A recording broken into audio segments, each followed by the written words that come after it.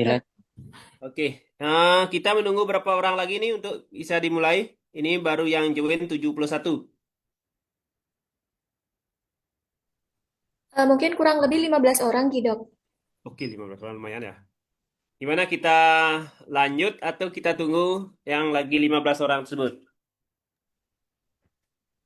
Mungkin bisa sambil jalan untuk presentasinya, Kidok.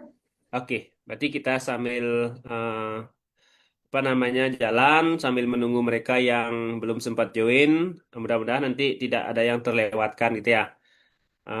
Oke, selamat siang untuk kelas A dan C. Siang ini kita akan melakukan diskusi tentang bedah onkologi.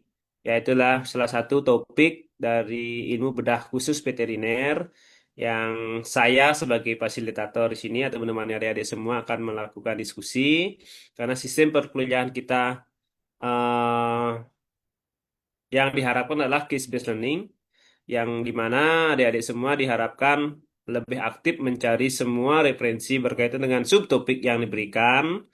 Nanti diharapkan semua atau banyak literasi yang kita dapatkan mungkin ada yang terbarukan, terutama dalam menangani bedah tumor atau bedah onkologi, terutama di dunia kedokteran hewan. Eh, ada 5 subtopik yang akan kita presentasikan atau akan kita bahas nanti. Yang pertama adalah teknik operasi bedah tumor, itu secara keseluruhan atau umum, lebih umum mungkin. Kemudian yang kedua adalah teknik operasi tumor mamai, yang mungkin itu adalah salah satu kasus yang banyak kita jumpai di praktisi hewan kecil, anjing dan kucing terutama ya. Kemudian yang ketiga adalah teknik operasi granuloma. Ya, ini juga salah satu kasus yang membuat sedikit ada tantangan nanti, tidak hanya dengan kita fokus menangani tumornya atau lesinya, dan juga kita secara psikologis juga harus dapat mengetahui penyebab terjadinya granuloma tersebut. Kemudian yang keempat adalah teknik operasi sister. Kemudian yang terakhir adalah teknik operasi tumor tulang.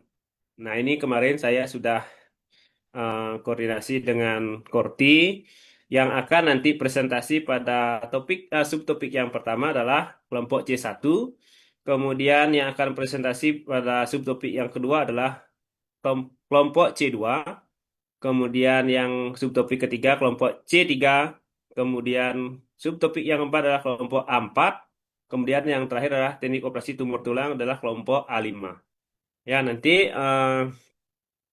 alurnya nanti kita akan adik-adik per kelompok akan mempresentasikan kurang lebih 20 menit presentasi pas diskusi. Kalau ada nanti yang kurang jelas atau mungkin dari saya ada yang perlu saya tambahkan atau mungkin ada yang perlu dikurangi, akan saya ikut membantu memfasilitasi nanti. Kalaupun ada nanti adik-adik yang dapat referensi terbaru, mungkin saya ada yang kurang, nanti tolong ditambahkan. Ya, kita di sini saling kerjasama untuk mendapatkan tujuan kita melakukan pembelajaran ini adalah biar sama-sama kita mampu menganalisis, kemudian mampu menerapkan prosedur pembedahan, sekaligus mampu memilih metode mana yang paling efektif, paling baik digunakan untuk menangani kasus-kasus tumor, ya, terutama pada hewan kesayangan. Walaupun nanti topiknya, subtopiknya cuma ada 5, nah kita tahu banyak sekali ada jenis tumor, tapi yang sering kita temui di lapangan atau di dunia praktisi yang subtopik kelima ini, yang mungkin itu lebih lebih intens kita kita diskusikan supaya kita lebih familiar nanti seperti apa menangani eh, kasus-kasus tumor dengan pembedahan terutama. Walaupun ada nanti banyak eh, metode terapi atau cara kita melakukan penanganan tumor ini selain pembedahan, misalnya kayak kemoterapi, kemudian radioterapi, kemudian secara suportif, misalnya kita melakukan manajemen pakannya, nutrisinya, atau imunosupresan, dan lain sebagainya. Ya, itu nanti bisa kita pakai acuan terutama dengan pembedahannya. Oke, untuk mempersingkat waktu, silakan untuk C1 mempersiapkan makalah yang telah dibuat atau PPT yang telah disiapkan, akan melakukan presentasi kurang lebih 20 menit. Silakan untuk C1. Baik, mohon izin untuk share screen ya, dokter. Oke.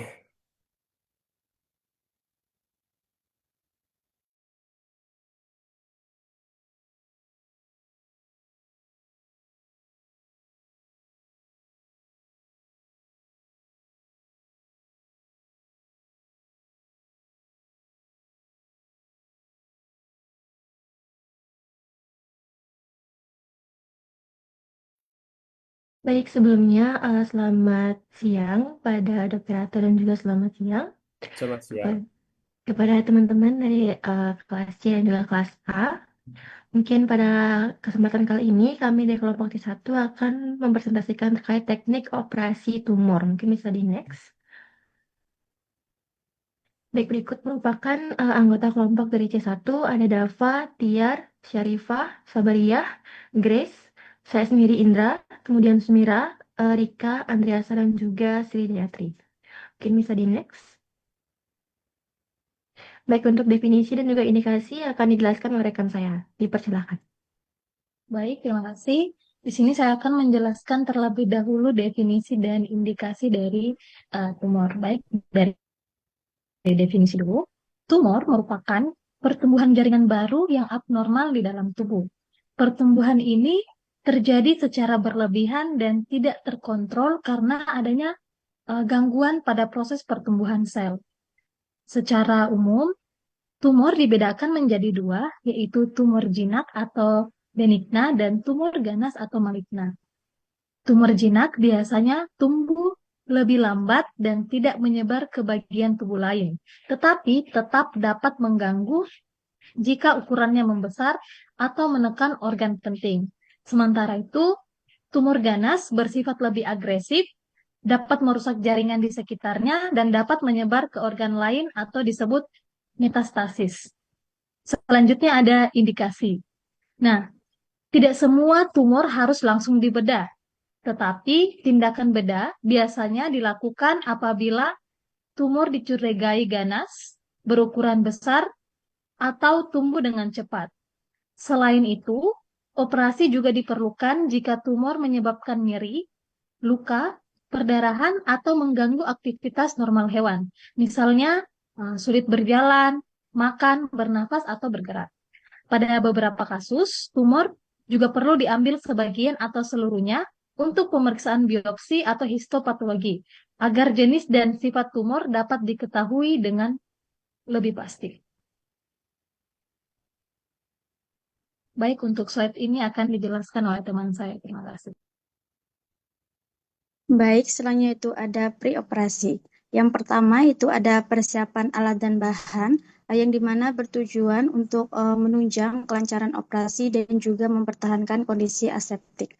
Adapun alat yang disiapkan itu termometer, benang jahit, jarum, spuit, kasa, plester, dan juga alat bedah minal. Adapun bahan yang digunakan itu ada atropin sebagai premedikasi, ketamin dan juga diazepam sebagai anestesi untuk menghasilkan sedasi dan juga analgesia. Kemudian ada penisilin sebagai antibiotik serta alkohol 70% dan juga iodin tincture 3% sebagai antiseptik untuk mencegah kontaminasi dan juga infeksi selama maupun setelah operasi.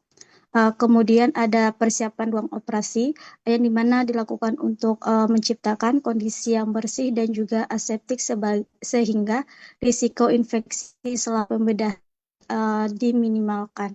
Sebelum operasi, lantai, dinding, meja operasi, dan juga seluruh peralatan itu dibersihkan serta didesinfeksi. Selain itu, dilakukan fumigasi menggunakan campuran formalin dan juga kalium permanganat dengan perbandingan 1:2 itu untuk menurunkan jumlah mikroorganisme di lingkungan ruang operasi dan juga mencegah terjadinya kontaminasi selama tindakan pembedahan. Bisa di next slide.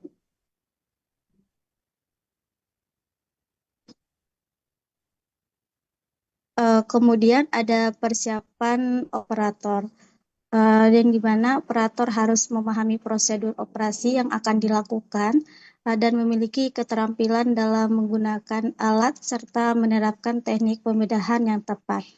Selain itu juga operator harus berada dalam kondisi fisik dan juga mental yang baik agar dapat bekerja secara optimal.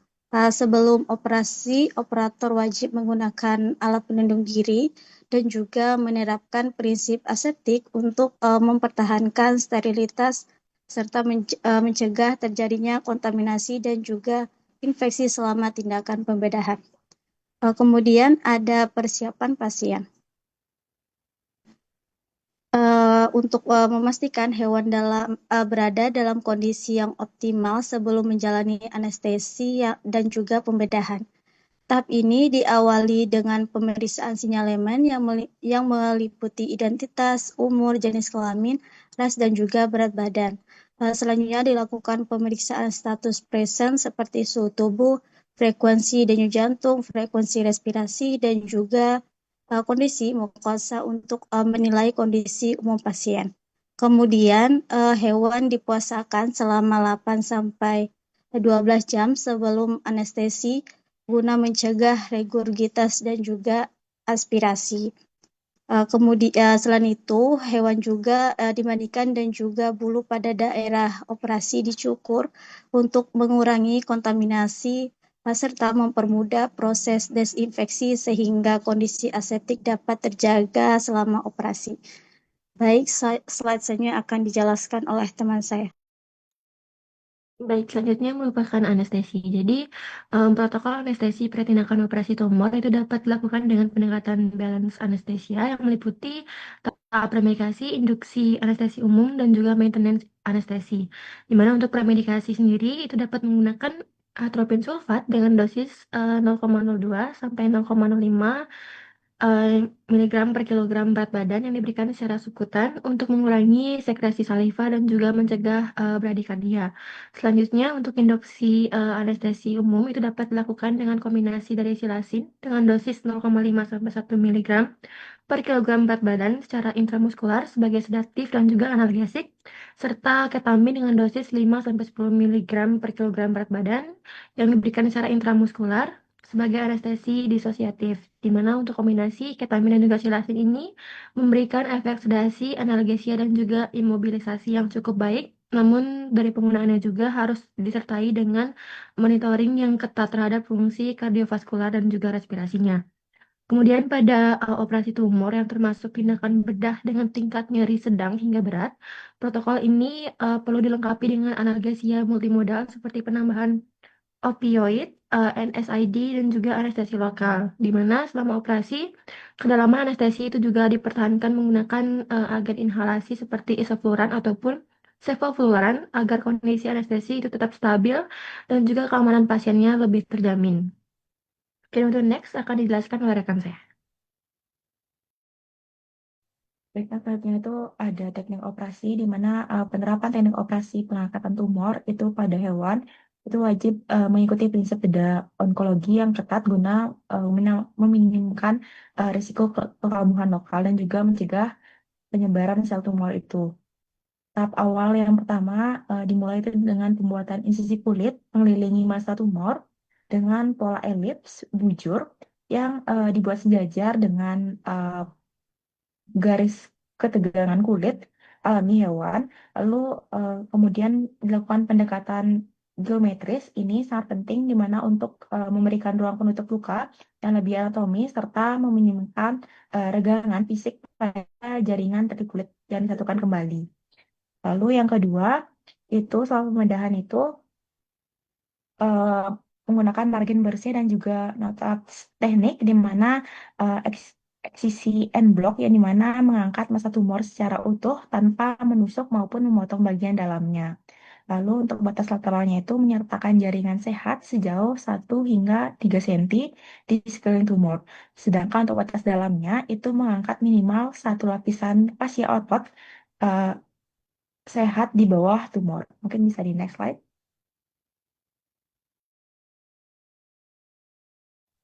Baiklah, yang selanjutnya itu ada diseksi jaringan atau tissue dissection. Yang dimana ini adalah pemisahan massa tumor dari jaringan subkutan di sekitarnya dilakukan dengan teknik diseksi tumpul atau blunt dissection menggunakan gunting bedah tumpul atau tang pemisah secara hati-hati. dengan memanipulasi jaringan yang seminimal mungkin. Langkah ini bertujuan untuk menghindari kerusakan pada organ vital atau saraf di sekitarnya, sekaligus mencegah sel tumor terlepas ke dalam sirkulasi darah akibat tekanan fisik atau tekanan mekanis berlebih. Kemudian selanjutnya itu ada manajemen pendarahan atau hemostasis, yang dimana bersamaan dengan proses diseksi, manajemen pendarahan yang ketat harus dilakukan dengan cara mengidentifikasi, mengklaim, atau mengikat atau ligasi pembuluh darah utama yang menyuplai tumor menggunakan benang ligatur sebelum dipotong. Sementara pendarahan kecil dari pembuluh darah kapiler dikontrol menggunakan elektrokoagulasi. Kontrol pendarahan ini tidak hanya mencegah shock pada hewan, tetapi juga menjaga lapang pandang bedah tetap bersih agar batas jaringan sehat dapat terlihat dengan jelas. Kemudian selanjutnya itu ada rekonstruksi dan penutupan luka. Sebelum luka direkonstruksi, rongga bekas pengangkatan tumor dibilas atau lavage menggunakan larutan salin steril hangat untuk membersihkan sisa darah dan potensi sel mikrotumor yang tertinggal. Kemudian penutupan luka kemudian dilakukan secara berlapis, yaitu lapisan dalam atau subkutan dijahit menggunakan benang yang dapat diserap tubuh atau absorbable dengan menggunakan pola menerus atau continuous untuk menghilangkan dead space agar tidak terjadi penumpukan cairan pasca operasi. Kemudian untuk lapisan kulit luar itu dirapatkan menggunakan benang yang non-absorbable dengan teknik jahitan satu-satu atau simple interrupted atau subkutikular guna memberikan kekuatan mekanis yang optimal bagi penyembuhan jaringan kulit. Slide selanjutnya akan dilanjutkan oleh teman saya. Terima kasih. Baik, selanjutnya itu pasca operasi. Dimana yang pertama, pengendalian nyeri dengan pemberian analgesik seperti milexicam, carprofen, dan juga ketoprofen.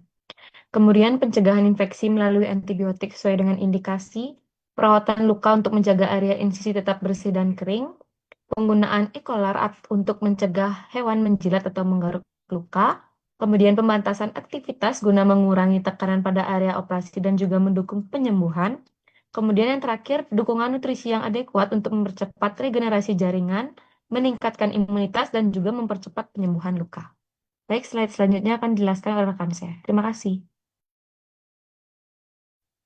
Selanjutnya yaitu kesimpulan. Tindakan bedah merupakan metode utama dalam penanganan tumor pada hewan yang bertujuan mengangkat jaringan tumor secara menyeluruh.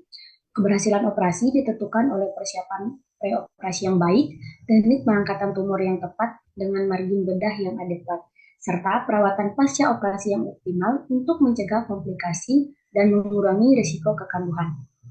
Boleh di next slide. Baik, sekian presentasi dari kelompok C1. Untuk itu, mungkin pada teman-teman ataupun dari Dok Wirata, apabila ada saran juga masukan, dipersilakan di dokter.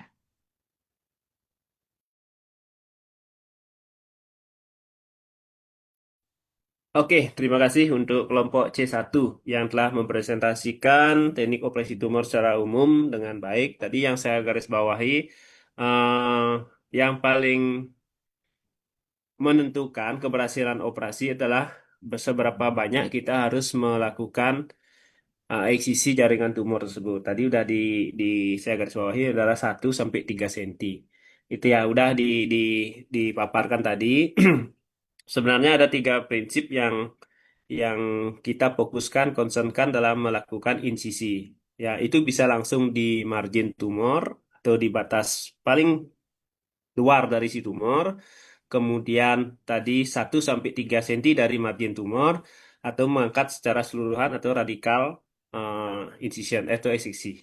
Ya, itu sudah ini kan apa namanya dipaparkan tadi. Kemudian tadi ada menggunakan anestesi lokal.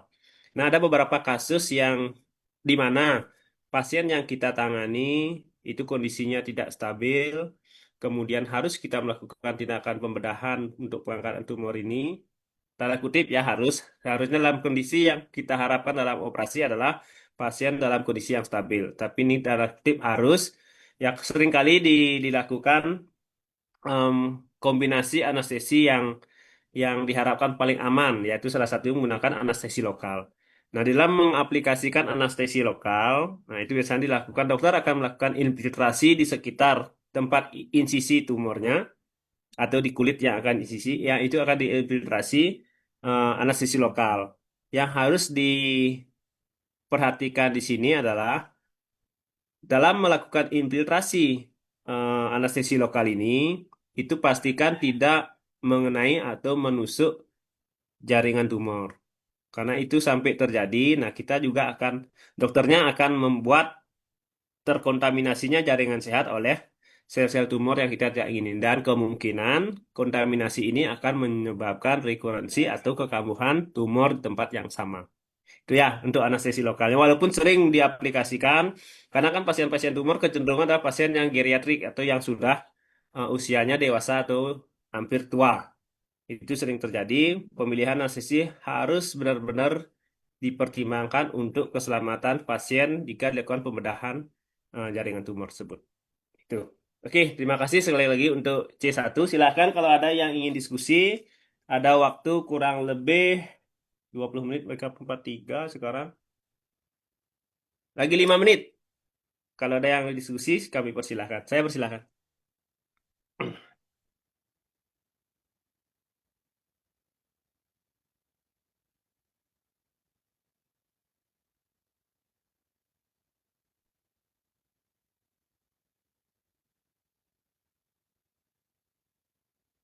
Adakah? Atau mungkin saya tambahkan lagi sedikit. Tadi sebelum melakukan pemilihan penanganan tumor, misalnya dengan kasus pembedahan atau dengan pengangkat tumor dengan pembedahan, yang harus atau wajib diketahui adalah harus mengetahui diagnosa tumor tersebut. Apakah dia tergolong tumor yang jinak atau tumor yang ganas. Ya, itu gimana caranya dengan dilakukan diagnosis ini? Bisa dengan sitologi atau enggak dengan biopsi. Begitu didapatkan hasil diagnosa dari pemeriksa histopatologi dan sitologi, baru nanti adik-adik atau nanti dokter onkologisnya akan merencanakan lebih prepare menggunakan pembedahan misalnya, atau bisa dengan kombinasi pembedahan dengan kemoterapi atau kombinasi pembedahan dengan radioterapi, misalnya seperti itu. Nah, dengan diagnosis ini kita juga akan dapat memberikan banyak pertimbangan penanganan tumor ini sebaiknya dengan metode apa, apakah pembedahan, kemoterapi, atau dengan radioterapi. Dan sekali lagi, dalam menangani kasus tumor, kita dokter tidak boleh seorang diri memutuskan harus menggunakan terapi yang mana.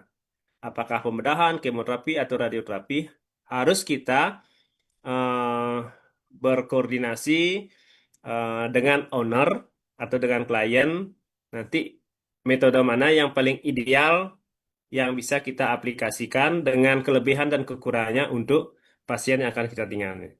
Ya, takutnya kita misalnya tahu nih bisa ditangani dengan tiga cara, terus kita ambil dengan cara pembedahan misalnya, tapi setelah pembedahan owner tidak mendukung atau klien tidak mendukung proses kesembuhan, kestabilan si pasien dan lain sebagainya. Nah, itu nanti juga hasilnya tidak akan mensupport untuk proses kesembuhan pasca penanganan tumor.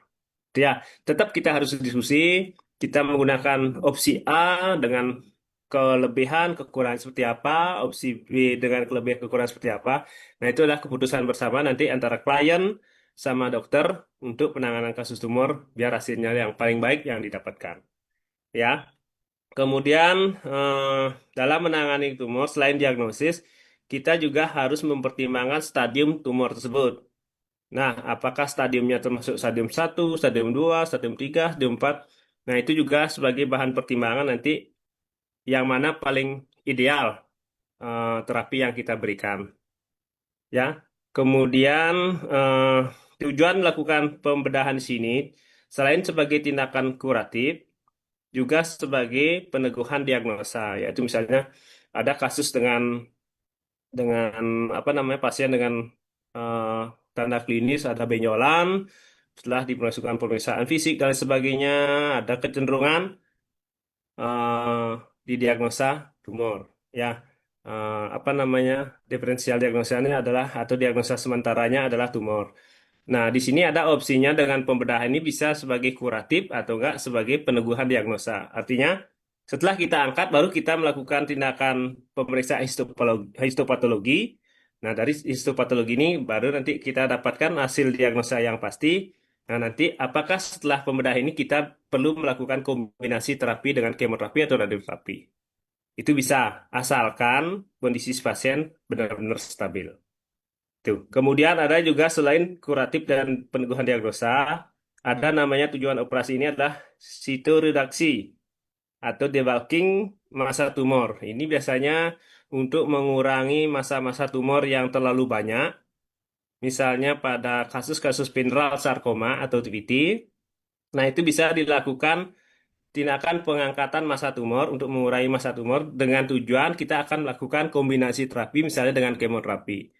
Dengan sedikitnya massa tumor ini, berarti frekuensi kemoterapi itu bisa kita kurangi dan juga akan mencegah risiko negatif yang bisa kita berikan dengan pemberian kemoterapi yang terus-menerus dalam jangka panjang, misalnya sampai 7 kali dan lain sebagainya. Nah, itu risiko dari obat sitotoksik ini mempengaruhi fisiologis umum si pasien atau bisa juga berakibat fatal terhadap si pasien yang kita tangani. Gitu ya. Kemudian ada yang satu lagi adalah namanya palliative surgery. Ya, ini adalah untuk meningkatkan kualitas hidup si pasien. Misalnya nih, ada kasus tumor tulang. Dia di bagian distal tulang panjang. Nah, itu terpaksa harus dilakukan radical surgery, artinya mengangkat keseluruhan dengan cara amputasi. Nah, dengan kita mengangkat ini kan kualitas hidup si pasien ini bisa kita perbaiki daripada dibiarkan terjadi metastasis atau terjadi gangguan ekstremitas, yaitu akan jauh menyiksa si hewan. Kemudian satu lagi, ini informasi yang sudah 3 tahun yang lalu. Kalau di luar negeri atau di negara-negara maju, kalau tahu pasiennya mengalami tumor pada stadium 3 misalnya atau stadium 4, mereka tidak akan melakukan penanganan, ya walaupun masih dalam kutip kontroversi, karena hanya ingin meningkatkan kualitas hidup si pasien atau si hewan kesayangannya sampai benar-benar tidak tahan terhadap kondisi tumornya, atau dengan kata lainnya sampai tidak eh, bisa tertolong. Nah, itu cuma dia memperhatikan atau mengoptimalkan kualitas hidupnya. Misalnya ingin makanan yang nutrisinya bagus dengan diet misalnya karbohidrat dan sebagainya diberikan sampai benar-benar tidak bisa bertahan. Itu ya, kalau sudah tahu stadium-stadium berapa. Nah, mungkin itu tambahan dari saya. Mungkin ada sedikit tip terbuka gininya ingin melakukan diskusi, dipersilahkan. Masih sisa waktu 2 menit.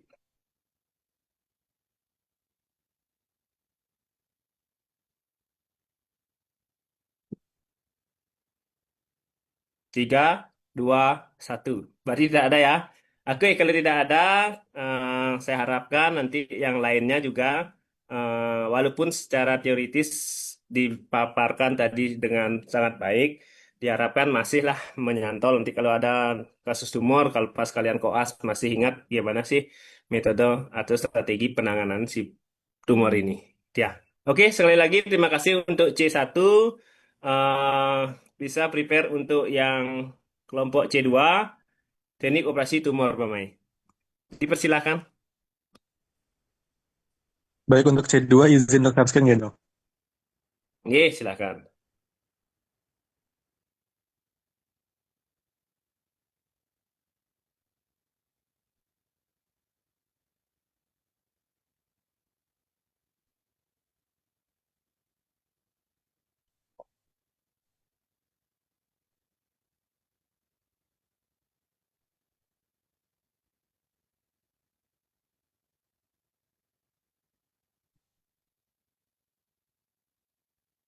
Baik, sebelumnya apakah sudah terlihat dengan jelas? Sudah terlihat, Dek. Siapa nih? Singgih. Oke, baik. Selamat siang dokter dan teman-teman semuanya. Kenalkan kami dari kelompok C2 akan mempresentasikan mengenai bedah tumor mamai. Boleh next slide?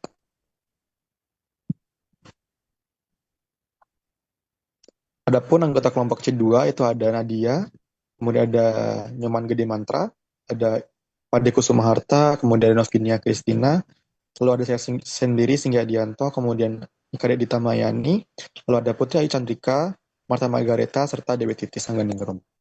Boleh next slide. Sebelumnya saya akan menjelaskan mengenai terminologi mengenai tumor mamai. Tumor mamai adalah pertumbuhan jaringan abnormal pada kelenjar mamai akibat proliferasi sel yang tidak terkendali.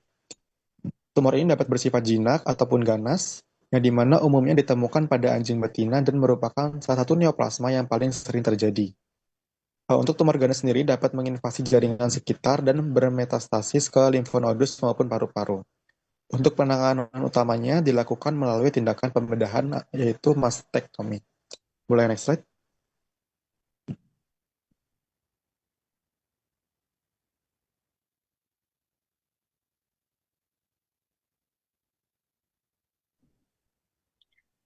Baik, selanjutnya saya akan menjelaskan mengenai indikasi dilakukannya operasi pada kasus tumor glandula mamai.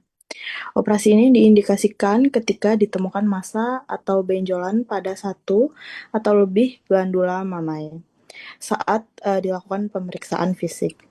Massa tersebut dapat bersifat tunggal maupun multiple atau lebih dari satu dengan ukuran yang bervariasi.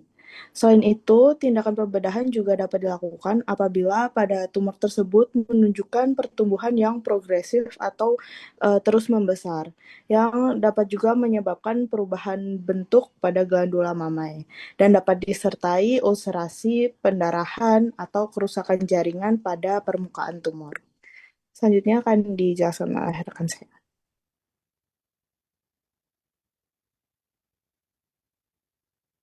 Baik, selanjutnya praoperasi. Yang pertama yaitu persiapan alat dan bahan. Seluruh instrumen bedah harus disterilkan menggunakan autoclave atau alkohol 70%. Setelah itu, alat disusun secara steril dan sistematis di meja instrumen agar mudah dijangkau selama operasi. Selain itu, bahan habis pakai dan obat-obatan yang diperlukan juga harus dipersiapkan terlebih dahulu. Yang kedua, ada persiapan ruang operasi. Ruangan operasi harus dibersihkan dan disinfeksi sebelum tindakan dilakukan. Kedua, meja operasi juga didisinfeksi menggunakan alkohol 70%, serta dipastikan bahwa pencahayaan ruangan memadai sehingga operator dapat bekerja dengan optimal. Yang ketiga, ada persiapan operator. Operator melakukan scrubbing atau pencucian tangan hingga siku menggunakan sabun antiseptik. Selanjutnya, operator mengenakan pakaian bedah steril, masker, penutup kepala, dan sarung tangan steril. Selama prosedur berlangsung, prinsip aseptik harus selalu dijaga untuk mencegah kontaminasi. Yang keempat, ada persiapan hewan. Sebelum operasi dilakukan pemeriksaan fisik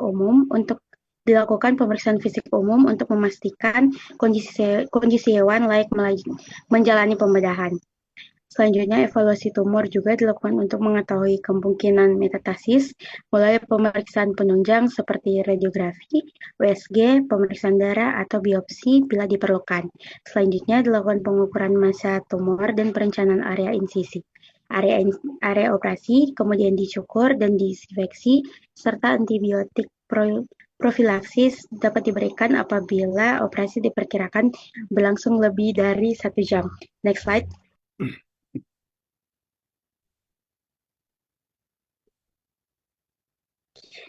Selanjutnya, anestesi. Yang pertama ada premedikasi, dilakukan menggunakan acepromazine 0,02 mg per kilogram berat badan secara intramuskular dan metropine 0,3 mg per kilogram berat badan secara intramuskular untuk memberikan sedasi serta analgesia sebelum pembedahan. Selanjutnya ada induksi anestesi, dilakukan dengan propofol 4-6 mg per kilogram berat badan secara intravena karena memiliki onset cepat dan memudahkan intubasi. Kemudian anestesi dipertahankan menggunakan isofluoran dengan konsentrasi 1-2,5% secara inhalasi melalui endotracheal tube. Untuk pengendalian nyeri perioperatif atau analisis tambahan diberikan fenatil 2-5 mikrogram per kilogram berat badan intravena sebagai bolus yang dilanjutkan dengan C1 5 sampai 10 mikrogram per kilogram per jam serta meloxicam 0,1 miligram per kilogram berat badan. Next slide.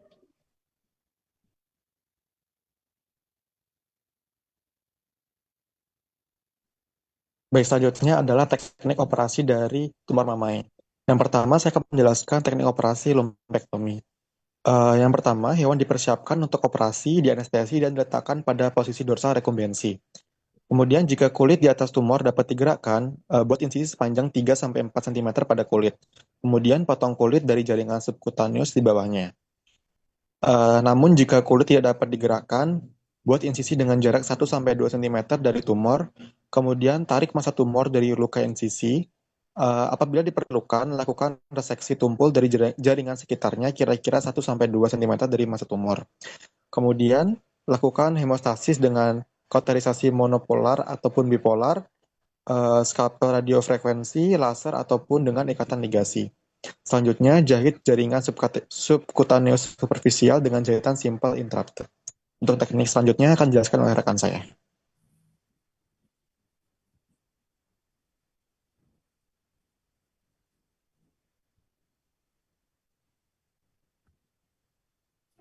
Baik, selanjutnya adalah operasi mastektomi regional. Untuk step by step-nya itu, yang pertama, hewan yang sudah dianestesi itu diletakkan pada posisi dorsal rekumbensi. Lalu yang pertama itu dilakukan insisi berbentuk elips pada kulit di sekitar glandula yang akan diangkat dimulai dari ventral midline seperti pada gambar yang pertama. Lalu di gambar yang kedua itu potong jaringan yang berada di antara subkutaneus dan juga linea. Lalu di yang gambar ketiga itu dilakukan ligasi pembuluh darah dan pemotongan jaringan subkutaneus lateral sampai fascia abdominalis externus. Lalu di yang gambar terakhir itu di daerah kranial dari insisinya diidentifikasi tiap batas antara jaringan mamari dan juga glandula yang berdekatan. Lalu pada slide yang ini, di yang gambar pertama, itu dilakukan ligasi ganda pada jaringan dan juga pembuluh darah yang berada di antara glandula, lalu dipotong. Untuk ligasinya, itu bisa dengan menggunakan benang absorbable dengan ukuran 2 atau 3.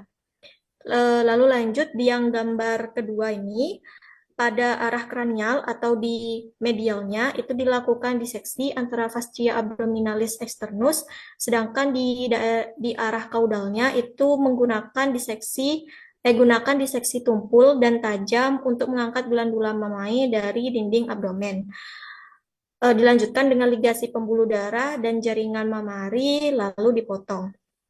Lalu di yang gambar terakhir itu jika glandula mammae caudalis akan diangkat, lakukan identifikasi pada vena dan juga arteri epigastricus superficialis caudal di daerah inguinalis. Lalu dilakukan jahitan dengan teknik simple interrupted untuk menghindari adanya dead space. Untuk slide selanjutnya akan dijelaskan oleh rekan saya. Baik, selanjutnya yaitu operasi mastektomi radikal. Pada tahapan yang pertama, hewan diposisikan dorsal rekumbensi setelah dianestesi. Kemudian dilakukan insisi elips pada kulit dan jaringan subkutaneus sesuai batas glandula mammae. Lalu pisahkan jaringan subkutaneus dengan diseksi tumpul dan tajam. Lalu lakukan ligasi pembuluh darah besar dan potong pembuluh kecil dengan kauter atau radiofrekuensi. Kemudian lepaskan glandula mammae dari otot pectoralis dan fascia abdominalis externus mulai dari arah kranial ke kaudal. Pada tahapan yang kedua, jika massa tumor melekat pada fascia abdominalis, lakukan reseksi fascia serta otot di bawahnya. Kemudian tutup menggunakan benang monofilament absorbable. Kemudian lakukan diseksi secara hati-hati pada cincin inguinalis superficialis untuk menghindari cedera arteri dan vena pudenda externa. Lalu identifikasi arteri dan vena epigastrika superficialis caudalis, kemudian lakukan ligasi ganda sebelum dipotong. Next slide.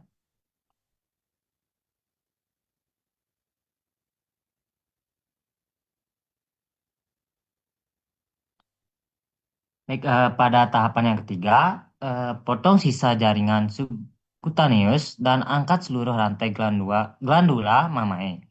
Lalu pasang continuous suction drain pada posisi yang mudah diperban. Pada tahapan yang terakhir, yaitu tutup jaringan subcutaneous dengan pola jahitan simple interpad menggunakan benang monofilament absorbable ukuran 2-0 atau 3-0. Kemudian lanjutkan penutupan kulit hingga luka operasi tertutup dengan baik. Next slide akan dijelaskan oleh rekan saya.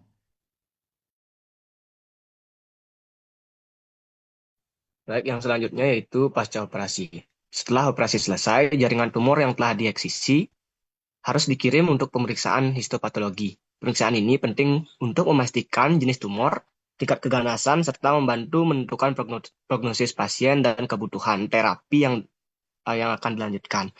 Apabila selama operasi dipasang selang drain, drain berfungsi untuk mengeluarkan akumulasi darah maupun cairan di area pembedahan sehingga dapat mengurangi risiko terbentuknya seronoma. Dalam kondisi normal, drain dapat dilepaskan sekitar 24 jam hingga 48 jam setelah operasi, tergantung jumlah cairan yang masih keluar dan kondisi luka operasi. Yang selanjutnya yaitu manajemen nyeri dan terapi lanjutan.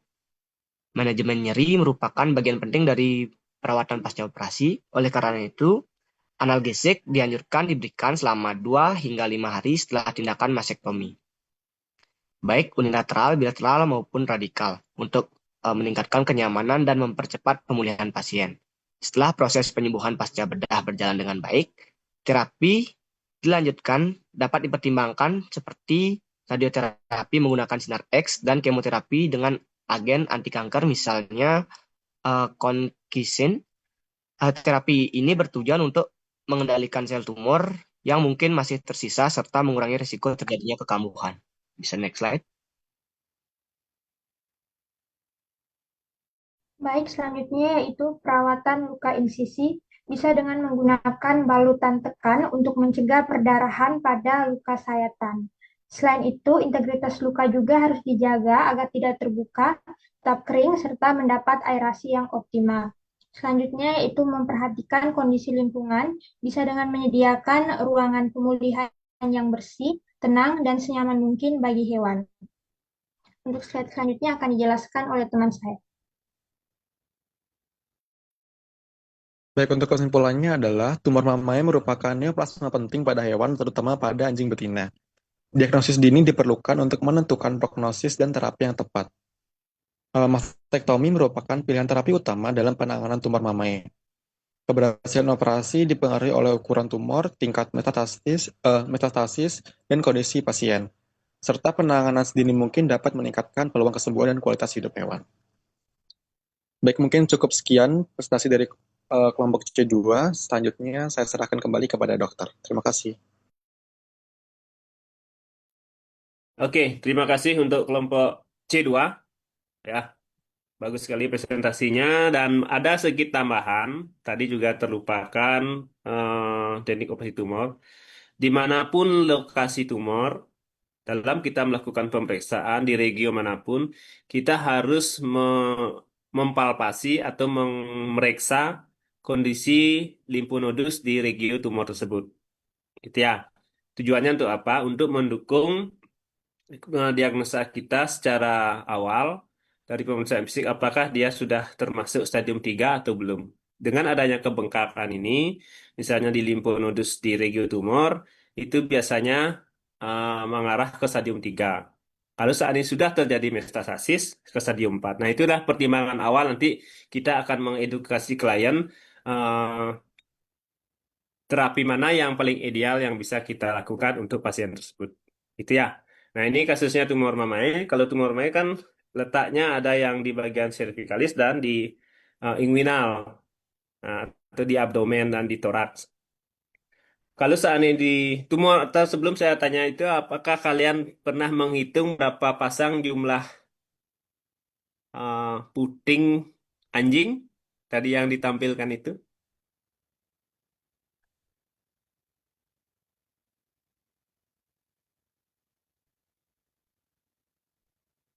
Caca, coba Caca atau enggak Dewo?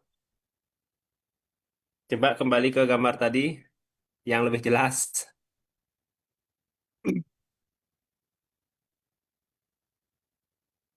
Nggak ada yang lebih jelas ya. Oke, ini mungkin terlihat jelas nih.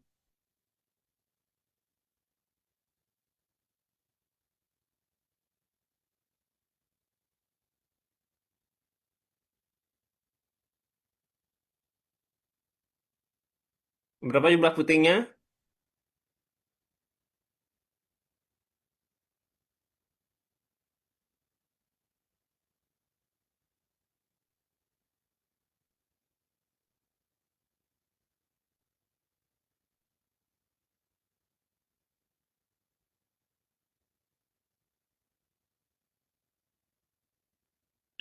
Izin jawab, dokter, 4 pasang, dok.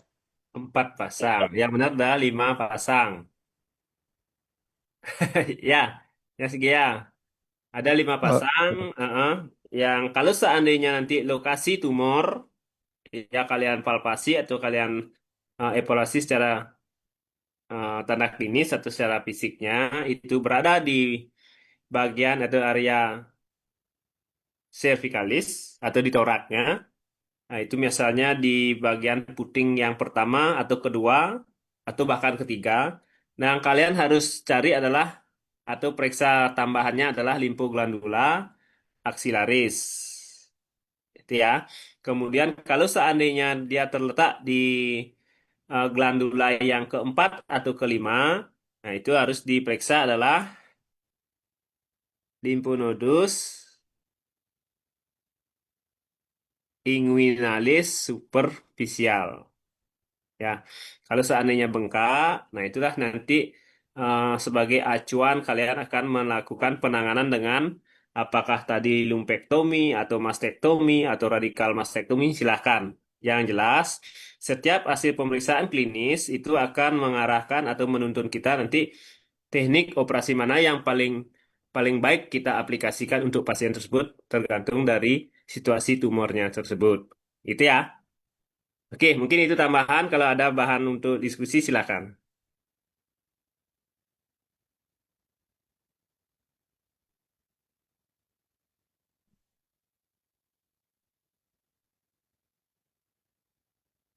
Sisa waktu 2 menit.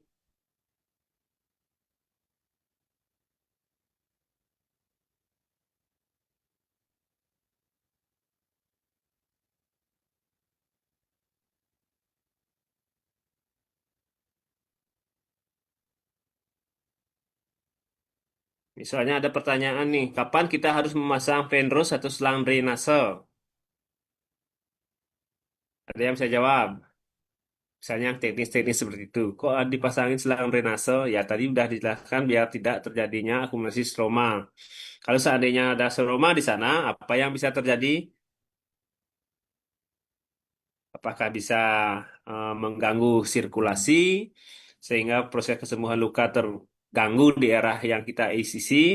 Kemudian apakah bisa terjadi kecenderungan kayak abses atau dan lain sebagainya?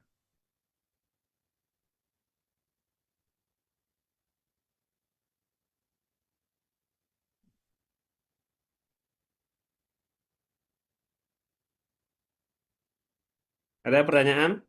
Atau enggak saya bertanya nih, biasanya kasus-kasus tumor mama ini sering terjadi pada hewan geriatrik atau yang berusia di atas 5 atau bahkan 7 tahun dengan status belum dilakukan ovariohysterektomi. Ya, kemudian kalau seandainya tumornya masih dalam kondisi yang baik, tidak mengalami ulcer, tidak mengalami nekrosis, tidak mengalami gangren, atau tidak mengalami infeksi dari agen-agen infeksius, uh, kita sarankan ovariohysterektomi terlebih dahulu atau kita langsung mengangkat tumor. Kalau kita sudah dapat meneguhkan diagnosa itulah tumor mamai. Siapa yang bisa bantu jawab sini?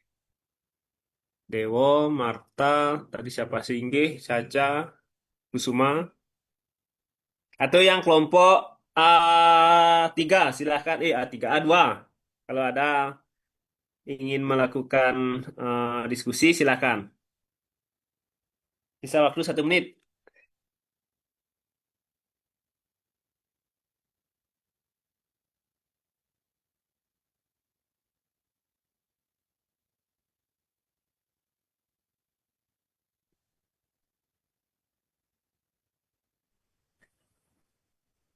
Izin dok. Oke, silahkan. Eh, Mungkin kalau secara penjelasan secara teorinya mungkin saya masih kurang di dok. Namun saya pernah kemarin waktu magang itu pada hewan kucing. Jadi dia itu memang masih belum dioven. Ternyata pas dicek itu juga terkena tumor mamai. Nah, dari dokternya itu ternyata disarankan untuk langsung dilakukan dua pembedahan sekaligus dok. Jadi pas waktu bedahnya itu diambil tumornya terlebih dahulu, terus dilanjut dengan OH-nya seperti itu. Gitu ya. Iya dok. Karakteristiknya kayak klien beneran. Ya, kalau klien inginnya biayanya tetap jasa operasinya satu, tapi penanganannya dengan dua sekaligus gitu ya. Nah, biasanya dokter yang dengan jam terbang tinggi atau dengan bisa menilai atau mengevaluasi pasien akan stabil atau bisa stabil pada saat dilakukan anestesi, tidak masalah kedua-duanya. Tapi kalau saya sendiri, kalau bisa kita lakukan secara bertahap. Mana yang lebih urgent antara ovariostrektomi atau pengangkatan tumornya? Kalau menurut Caca, yang mana lebih urgent? Kalau ya. Mungkin karena tadi kasusnya tumornya itu masih belum ada infeksi, belum ada gangrennya, mungkin Hah? bisa OH-nya itu dulu gitu. Oke, kenapa OH-nya, Ca? Karena biar dari hewannya itu udah nggak ada di fase birahinya dan udah nggak ada stres pas waktu dia nanti birahinya kan dia nanti bakal suka ada di luar rumah gitu. Jadinya mungkin itu dari yang tumornya itu nggak ada infeksi, nggak ada gangren, tapi karena ada faktor resiko dari luar, jadinya nanti itu bisa jadi ada infeksi sekundernya seperti itu, Dok. Oke, ya hampir benar ya. Karena yang dapat menyebabkan tumor ini adalah ketidakseimbangan hormon progesteron dan estrogen.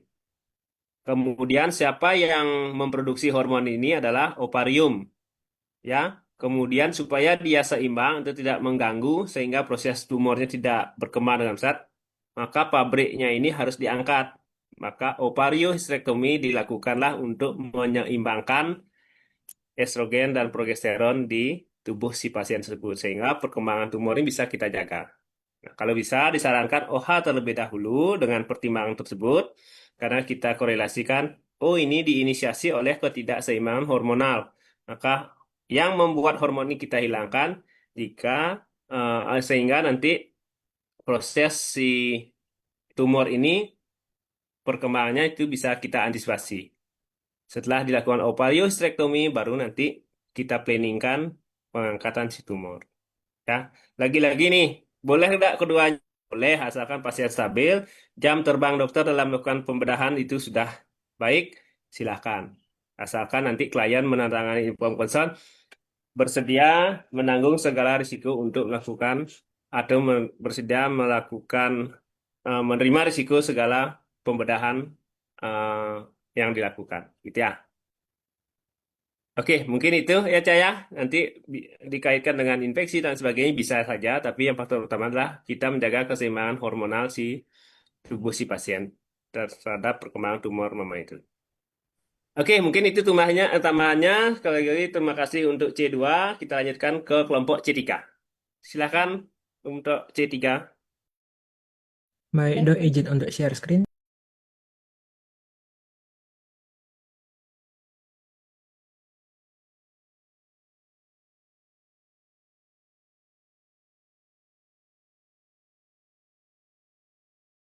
Baik, selamat siang Dok Wirate dan juga teman-teman. Di sini kami dari kelompok C3 akan menjelaskan, memaparkan materi kami yang tentang teknik operasi dari granuloma. Bisa di next slide. Kelompok C3 terdiri atas Keisha, Hasti, Justin, Aurel, Keisha, Tirta, Emiko, Maul, dan juga Yana. Bisa di next slide. Jadi pertama-tama kami harus mengenal tentang granuloma. Nah, granuloma sendiri merupakan lesi inflamasi kronis yang berbentuk nodul atau massa akibat respon pertahanan tubuh terhadap agen yang sulit dieliminasi, seperti mikroorganisme, benda asing, trauma, maupun iritasi yang berlangsung dalam waktu lama.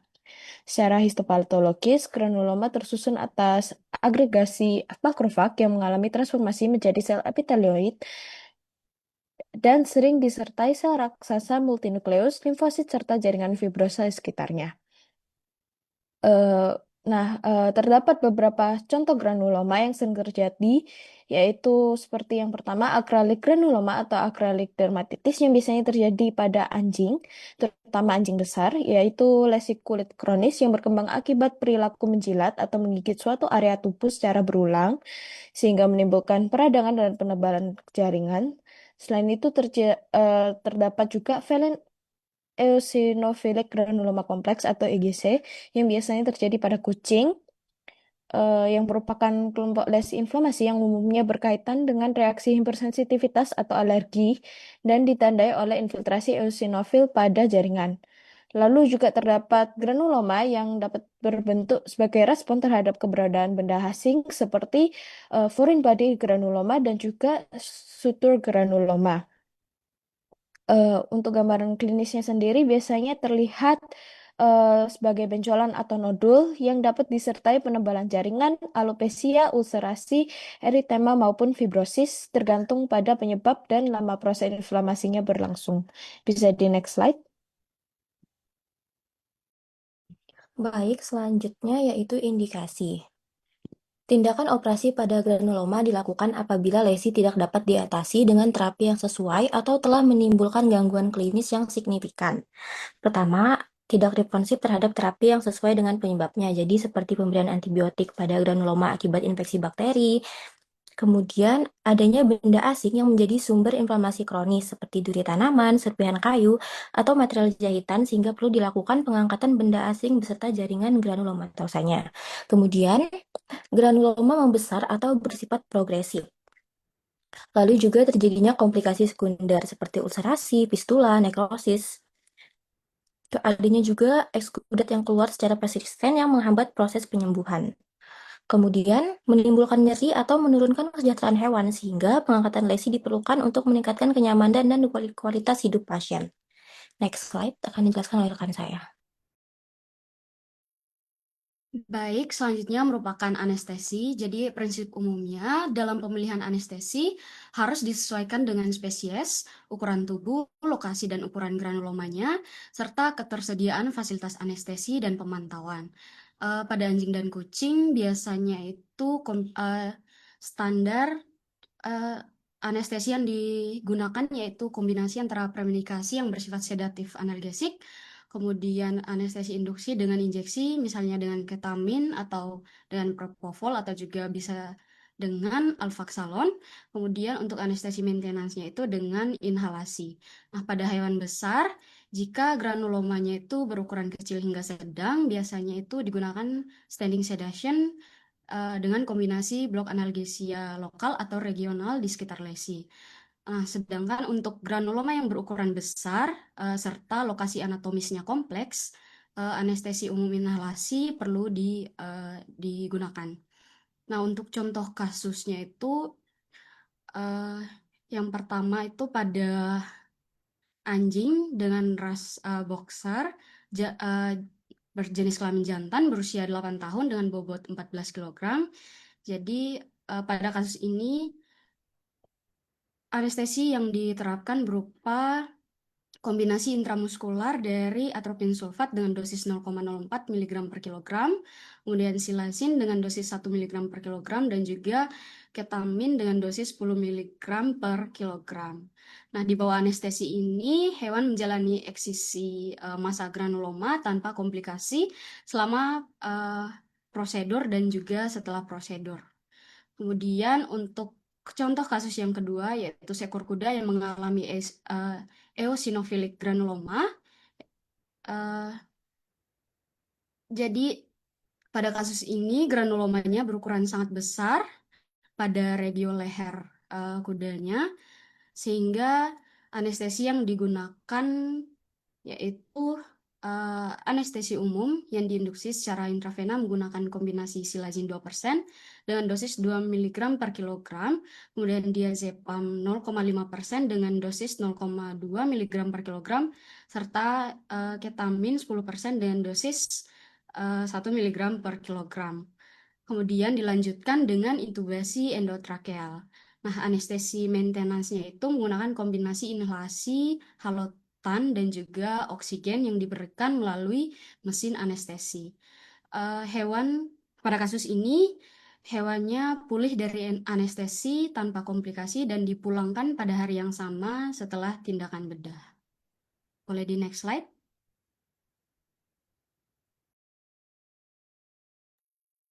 Selanjutnya adalah praoperasi.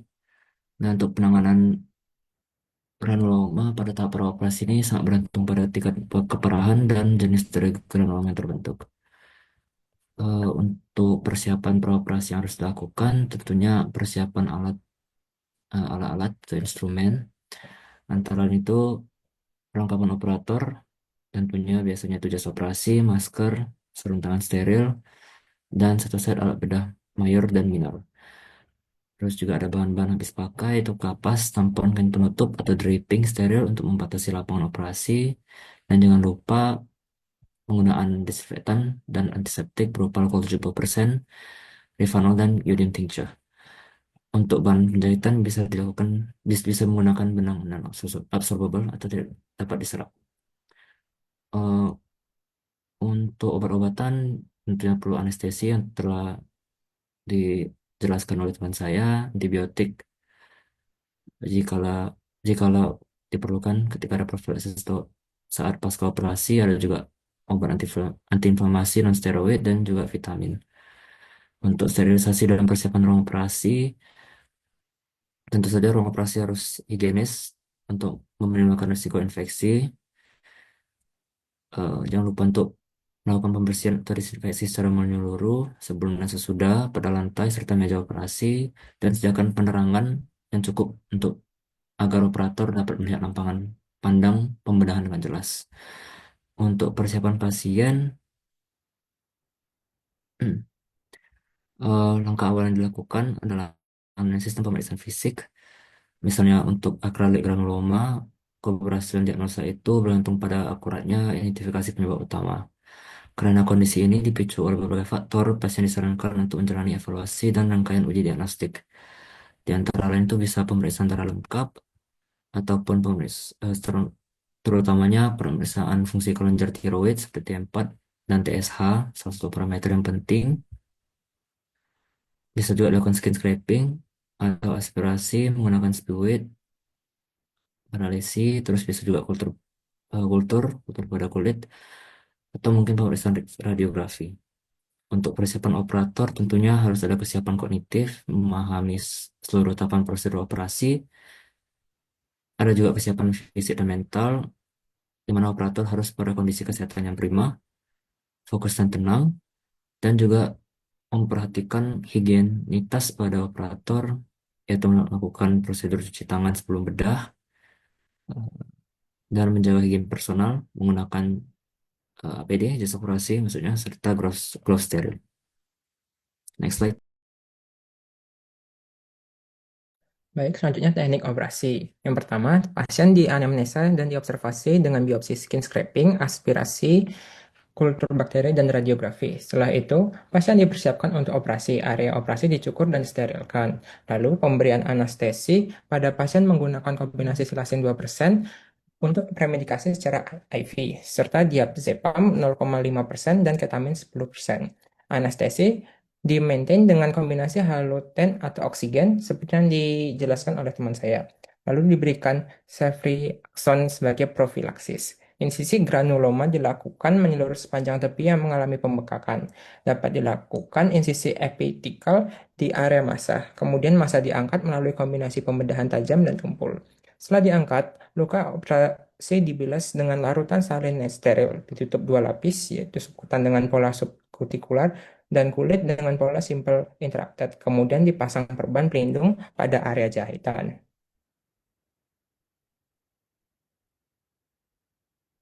Baik, selanjutnya merupakan manajemen operasi. Yang pertama, itu adalah pengobatan yang dapat digunakan. Yang pertama itu adalah antiinflamasi, itu dapat berupa dexamethasone, lalu ada antibiotik dapat berupa amoxicillin, dan juga analgesia berupa piroxicam. Selain itu juga dilakukan perawatan luka untuk mencegah infeksi dan mendukung penyembuhan. Nah, itu perlu untuk membersihkan luka dan juga menggunakan e-collar agar hewan itu tidak menjilat area operasi. Lalu dilakukan juga pemantauan rutin itu untuk mendeteksi kekambuhan, yaitu dengan memeriksa perubahan ukuran atau bentuk dari benjolan, adanya kemerahan atau kehangatan, dan eh, adanya cairan atau nanah dari luka yang bisa menandakan infeksi atau adanya granuloma yang berulang. Lalu dilakukan juga follow up jangka panjang, itu karena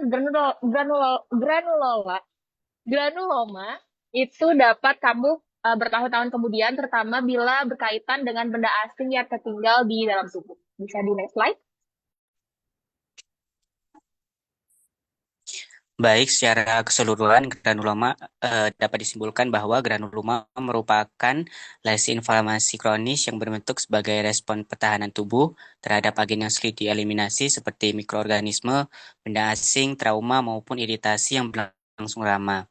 Granuloma dapat menimbulkan berbagai gangguan klinis dan sering memerlukan tindakan pembedahan apabila tidak responsif terhadap terapi medis, mengalami pembesaran, menyebabkan gangguan fungsi organ, ataupun berpotensi menimbulkan komplikasi. Prosedur operasi dilakukan dengan eksisi massa granuloma secara menyeluruh untuk menghilangkan sumber peradangan dan mencegah kekambuhan. Selain itu, perawatan pasca operasi yang baik melalui pemeliharaan kebersihan luka, pencegahan infeksi, penggunaan pelindung luka, dan pemantauan berkala sangat penting untuk mendukung proses penyembuhan. Dengan penanganan yang tepat mulai dari tahap diagnosis hingga pasca operasi, prognosis pasien dapat ditingkatkan, kualitas hidup hewan menjadi lebih baik, serta resiko terjadinya granuloma berulang dapat diminimalkan.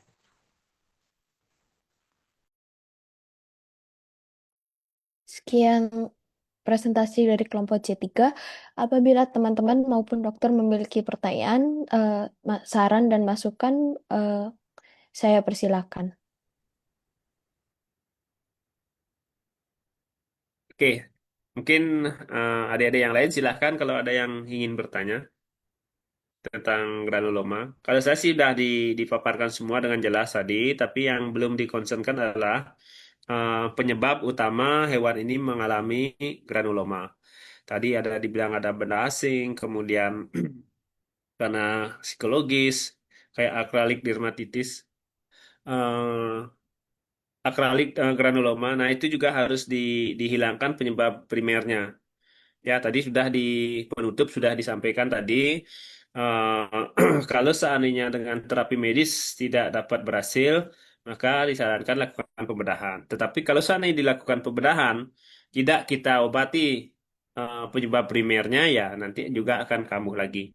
Ya, ya ini kasusnya kadang-kadang agak kompleks yang harus kita pertimbangkan dari segi penanganan, dari karakter atau sifat dari si hewannya, kemudian lingkungannya seperti apa. Satu kesatuan ini juga harus kita menarik benang merahnya. Ini harusnya kita lakukan strategi penanganan dengan apa? Apakah dengan pembedahan atau terapi medis atau kombinasi semuanya?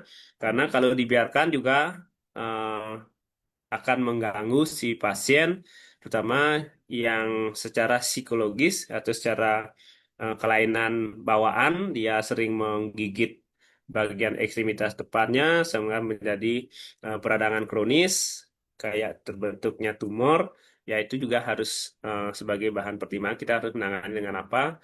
Apakah menghilangi primernya atau melakukan terapi medis atau dan lain sebagainya. Itu ya, itu tadi sudah sih ditekankan di sana. Terima kasih untuk kelompok C3. Kemudian dipersilahkan kalau ada yang lainnya yang bertanya, disilahkan. Masih sisa waktu 2 menit, 3 menit untuk kelompok C3.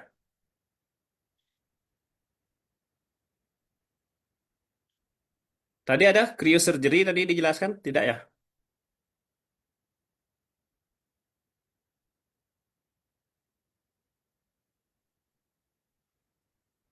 Tidak ada, dokter. Tidak ada ya. Kalau seandainya memungkinkan, mungkin dengan dibekukan ya untuk lakukan dilakukan penanganan, tetapi risikonya kadang-kadang hewan itu akan shock atau dengan kondisi yang terlalu dingin juga dapat menyebabkan shock. Itu juga harus hati-hati dalam penanganan.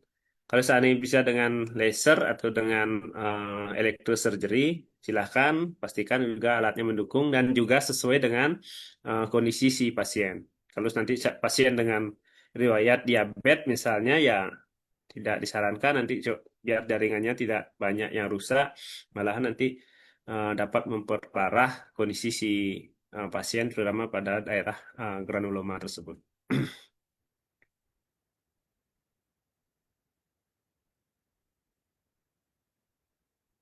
Ada pertanyaan? Kalau tidak, kita lanjut ke kelompok A4. Ya, ya. Berarti silakan kelompok A4 dan apresiasi juga untuk kelompok C3. Kelompok 4 izin share screen, Dok. Ya, silakan.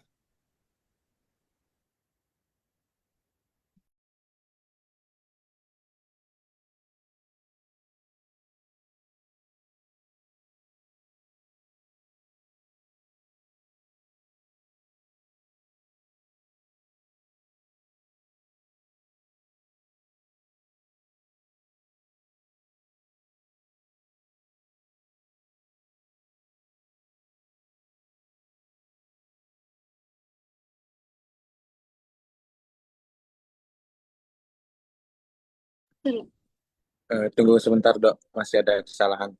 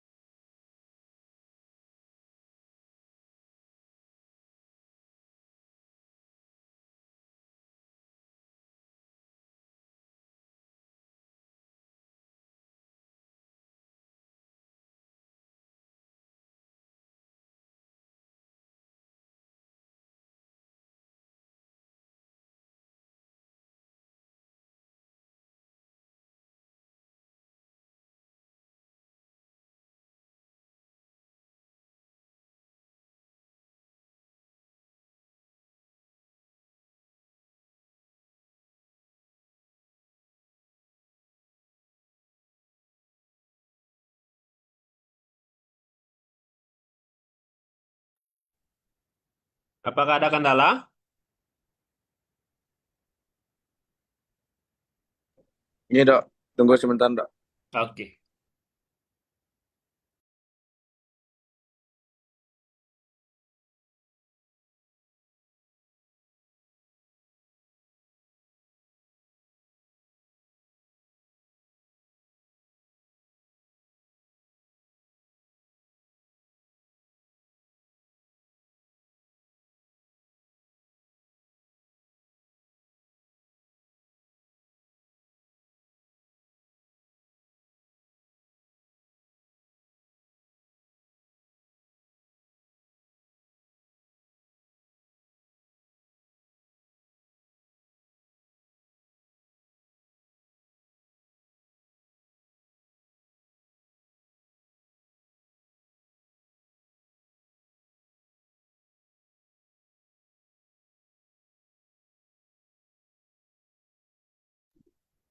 Apakah sudah terlihat, Dok? Ye, sudah. Baik, langsung saya mulai aja. Sebelumnya, selamat siang, dokter dan teman-teman semuanya. Di sini dari kelompok 4 izin mempresentasikan teknik operasi System. Mungkin bisa di next slide. Ini pun ada anggota dari kelompok kami, pertama Stephanie Jessica, yang kedua ada Rahma Desinta Putri, ketiga ada Kesya Ramanda Putri, keempat ada Jessica Lauren Monte, kelima ada Dwi Wiranitsih, yang keenam ada saya sendiri, Dori Bagus, yang ketujuh ada Agus Permana, dan yang ke-8 ada Gabriel Chelsea Putri Winata. Mungkin yang selanjutnya bisa dilanjutkan oleh teman saya. Terima kasih.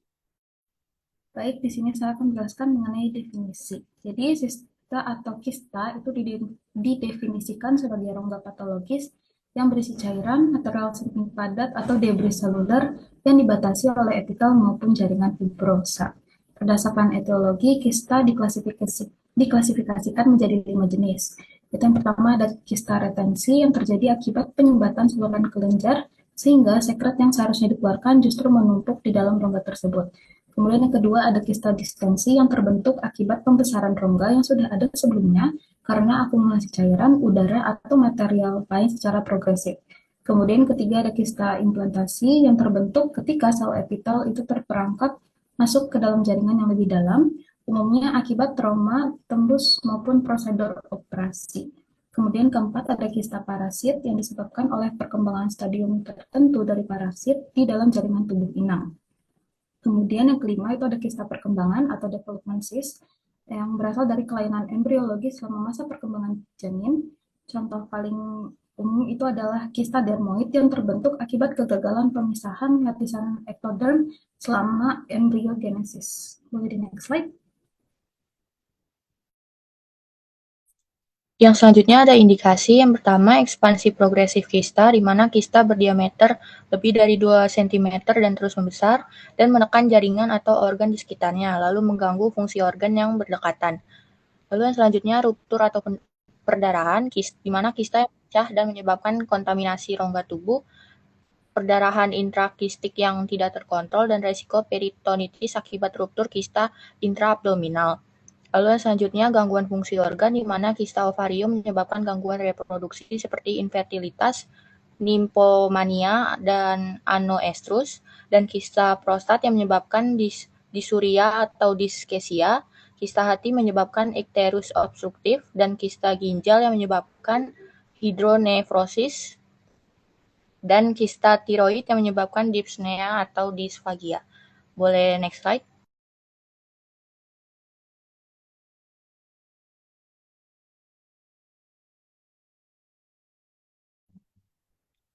Oke, untuk selanjutnya ada praoperasi. Pada operasi kista, persiapan praoperasi ini dilakukan untuk memastikan pasien siap menjalani pembedahan dan mengurangi resiko komplikasi. Hewan terlebih dahulu menjalani pemeriksaan fisik dan evaluasi kondisi kista. Setelah itu dilakukan puasa sesuai protokol, lalu pasien diberikan premedikasi dan anestesi. Untuk bagian itu nanti mungkin bisa dijelaskan lebih lanjut oleh teman saya. Lalu selanjutnya area sekitar kista kemudian dicukur, dibersihkan, dan didesinfeksi menggunakan antiseptik sebelum dipasang duk steril untuk menjaga kondisi aseptis selama operasi. Bisa dilanjutkan?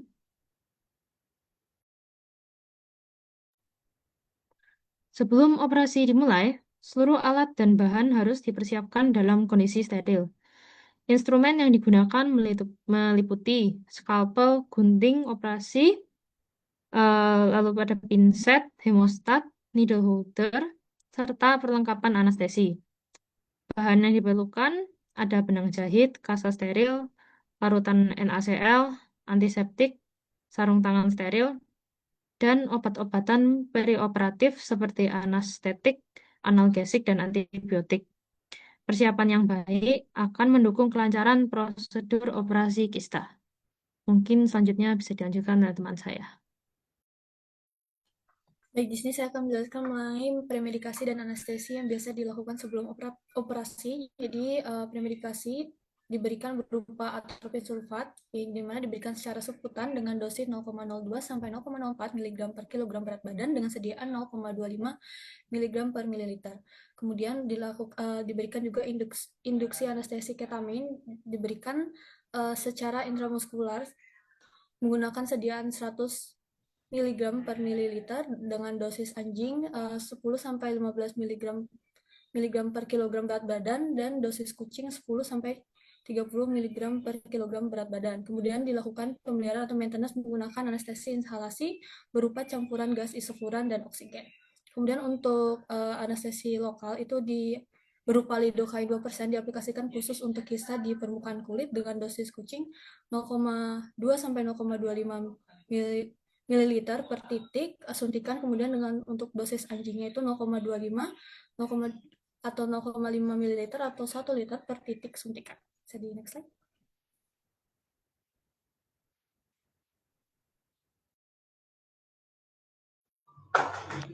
Baik, selanjutnya adalah teknik operasi yang dimana teknik itu yang pertama dilakukan dengan insisi di sekitar kista dan reparasi atau dipisahkan dengan jaringan sekitar, yang kemudian itu dijaga agar tidak pecah karena bila pecah dan cairannya itu tumpah akan menyebabkan proses infeksi yang melanjut.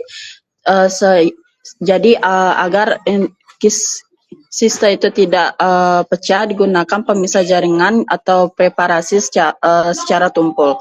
Kemudian bila letak sista itu sulit dicapai, maka cairan sista itu dikeluarkan dulu atau diaspirasi, kemudian baru dikuret.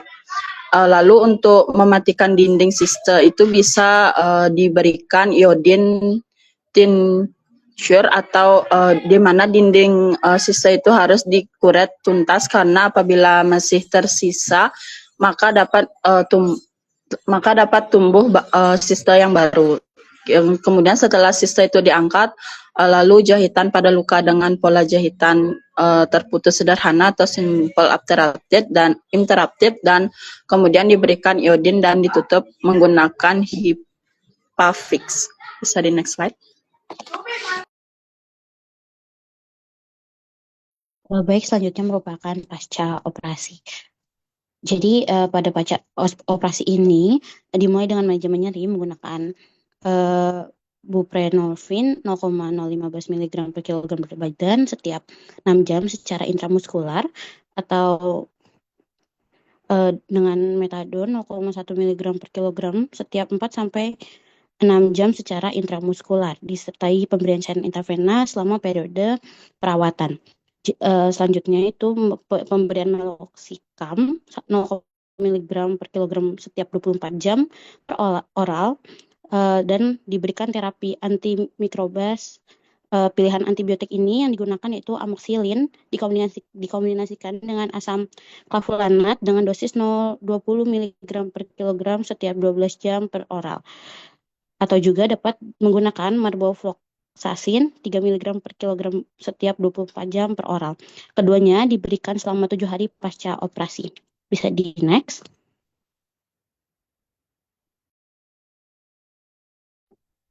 Baik, izin masuk. Kesimpulan dari presentasi ini yaitu adalah kista merupakan rongga patologis yang dapat berisi cairan, material semi padat, atau debris seluler yang dapat menimbulkan gangguan apabila terus berkembang, seperti penekanan organ, gangguan fungsi, pendarahan, hingga ruptur.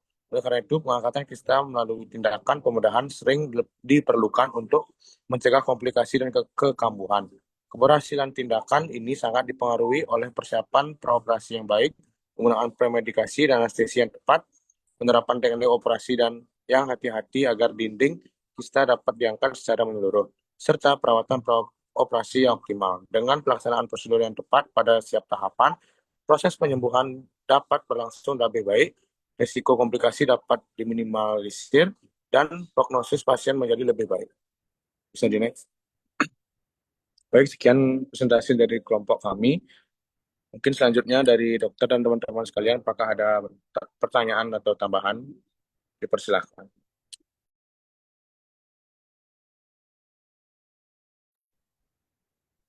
Oke, kalau dari saya sih kayak sudah komplit. Yang penting tadi sudah disampaikan poinnya. Kista itu tidak boleh pecah atau tertinggal dinding kistanya, karena itu akan dapat menyebabkan rekurensi kejadian kista di tempat yang sama.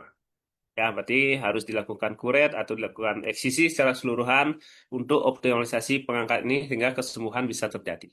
Ya, mungkin yang lainnya ada yang bertanya, silakan.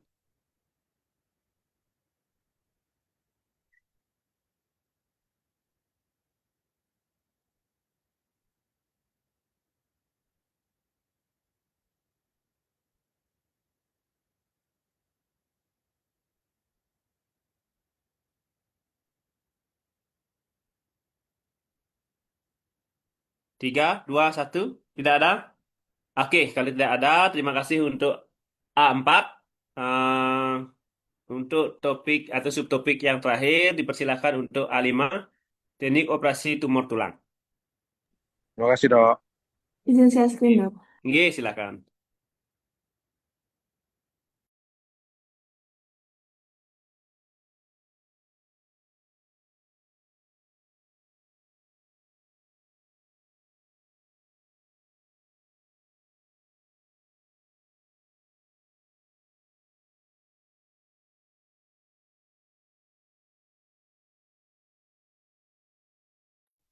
Baik, izin masuk, Dokter. Sebelumnya, selamat siang kepada Dok Wirata dan juga kepada teman-teman.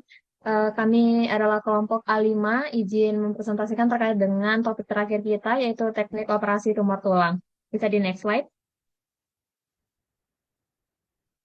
Oke, jadi kami ada berlapan, ada saya sendiri Nur Kaimatunisa dengan NIM akhir 005, ada Nimade Kiki dengan NIM akhir 010, ada Siti Amelia dengan NIM akhir 042, Dede Salsabila dengan NIM akhir 044, Dewa Ayu Kania dengan NIM akhir 053, Nalkang Legong Okang Jaya dengan NIM akhir 055, IKD Bayu Krisna dengan NIM akhir 122, dan Cleverinho dengan NIM akhir 196. Bisa di next slide.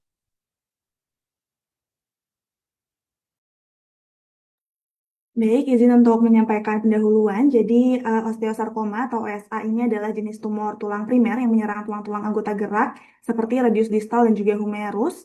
Kemudian penyakit ini bersifat ganas dan dapat menyebar ke organ lain dalam waktu singkat sehingga diperlukan penanganan yang cepat.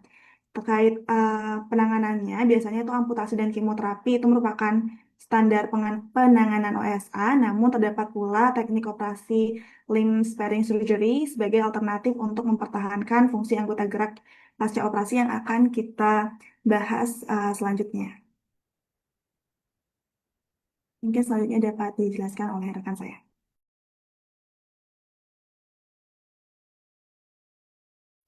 Baik, selanjutnya merupakan terminologi dari teknik operasi tumor tulang, merupakan prosedur bedah untuk mengangkat neoplasma ganas pada tulang beserta margin jaringan yang adekuat guna mengendalikan pertumbuhan tumor, mengurangi nyeri, dan meningkatkan kualitas hidup pasien.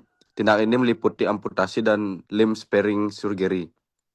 Indikasi operasi dilakukan pada pasien dengan osteosarkoma yang telah terdiagnosis disertai nyeri dan kepincangan progresif, risiko fraktur patologis, pertumbuhan tumor yang agresif, atau ketika terapi konservatif tidak memberikan respon yang memadai. Pemilihan tindakan juga mempertimbangkan kondisi umum pasien. Bisa di next. Selanjutnya akan dijelaskan oleh rekan saya. Baik, di sini saya akan menjelaskan persiapan alat dan bahan. Pada teknik operasi tumor tulang pada hewan, alat yang digunakan meliputi set instrumen bedah mayor seperti skalpel, gunting, pinset, needle holder, dan retraktor jaringan. Karena operasi melibatkan jaringan tulang, diperlukan alat khusus seperti bone saw atau gergaji tulang, bone cutter, periosteal elevator, bor ortopedi, serta sistem fiksasi tulang berupa plate, screw, atau pin. Selain itu, digunakan juga elektrokauter dan peralatan anestesi untuk menunjang jalannya operasi. Nah, untuk bahan medis, bahan yang digunakan antara lain benang jahit absorbable dan non-absorbable untuk penutupan jaringan, larutan antiseptik seperti povidone, iodin, atau chlorhexidin, NaCl steril untuk irigasi luka, kasa steril, perban, sarung tangan steril, serta implan ortopedi apabila dilakukan rekonstruksi tulang. Selain itu, diberikan obat anestesi, analgesik, dan antibiotik untuk mendukung keberhasilan operasi dan pemulihan pasien. Penggunaan alat dan bahan yang tepat sangat penting untuk mencapai eksisi tumor yang optimal serta meminimalkan komplikasi pasca operasi. Untuk materi selanjutnya akan dibahas oleh rekan saya. Terima kasih. Baik, yang selanjutnya masuk ke praoperasi. Yang pertama adalah persiapan ruang operasi. Bersihkan ruang menggunakan disinfektan bertujuan untuk mengurangi jumlah mikroorganisme di lingkungan operasi. Sterilkan meja operasi dengan alkohol 70% agar permukaan meja bebas dari kuman yang dapat menyebabkan kontaminasi. pencahayaan ruangan cukup supaya operator dapat melihat daerah operasi dengan jelas dan bekerja lebih teliti. Jaga ruangan tetap bersih dan bebas debu, karena debu dapat menjadi sumber kontaminasi selama operasi. Batasi keluar masuk orang yang tidak berkepentingan untuk menjaga sterilisasi dan mengurangi risiko infeksi. Yang kedua, persiapan pasien. Lakukan pemeriksaan fisik secara menyeluruh untuk mengetahui kondisi umum pasien sebelum operasi. Pemeriksaan berat badan, suhu, denyut jantung, dan frekuensi nafas. Evaluasi kondisi sistem organ tubuh pasien untuk memastikan tidak ada gangguan kesehatan yang dapat meningkatkan risiko operasi. Pastikan pasien dalam kondisi stabil sebelum operasi dilakukan. Yang ketiga, persiapan operator dan asisten. Gunakan pakaian operasi yang steril untuk mengurangi risiko kontaminasi dari pakaian sehari-hari. Kenakan masker dan penutup kepala. Gunakan sarung tangan steril untuk menjaga area operasi tetap aseptik selama prosedur berlangsung. Lakukan surgical scrub sebelum operasi dan jaga prinsip aseptik selama tindakan. Selanjutnya, boleh di next.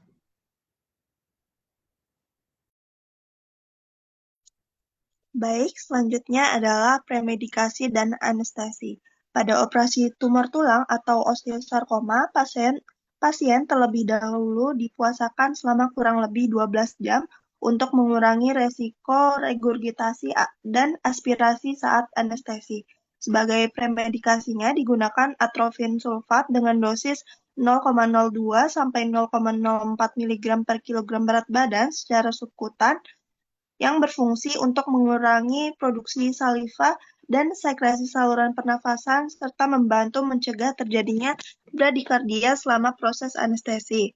Untuk anestesi umumnya digunakan kombinasi silazin dan ketamin yang diberikan secara intramuskular.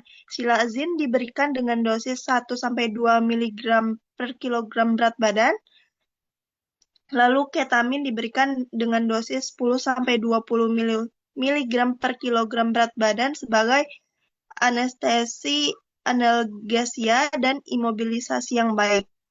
Selama operasi berlangsung, parameter vital seperti frekuensi jantung, frekuensi pernafasan, suhu tubuh, dan refleks anestesi harus dipantau secara berkala untuk mendeteksi adanya gangguan seperti bradikardia, depresi pernafasan, atau adanya hipotermia. Boleh next slide?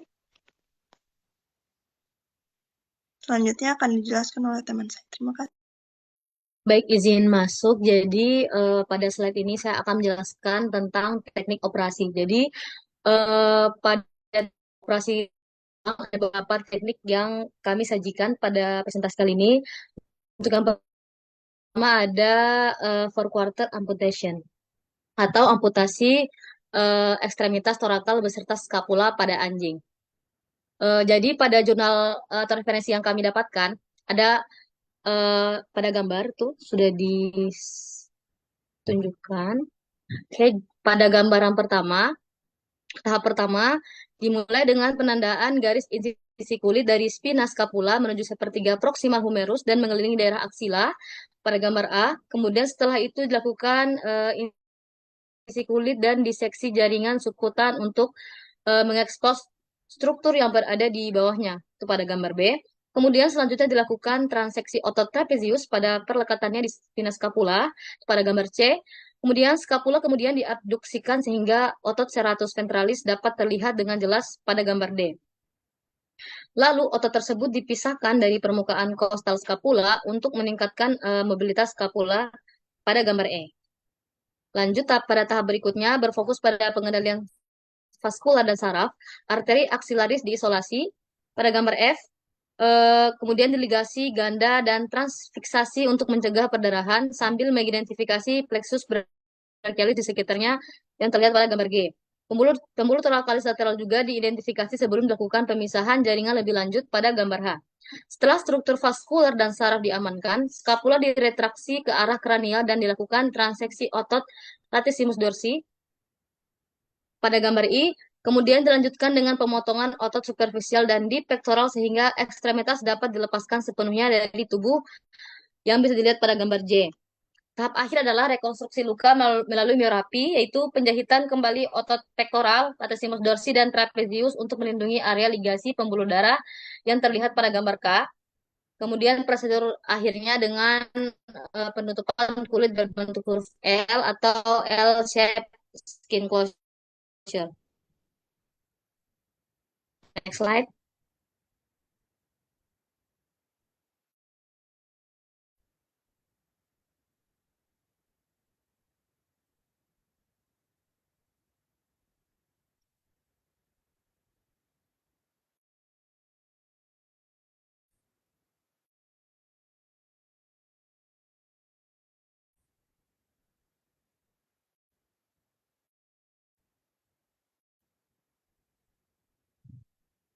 Next slide.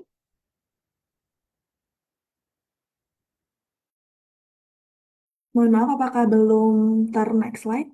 Karena di saya sudah terlihat.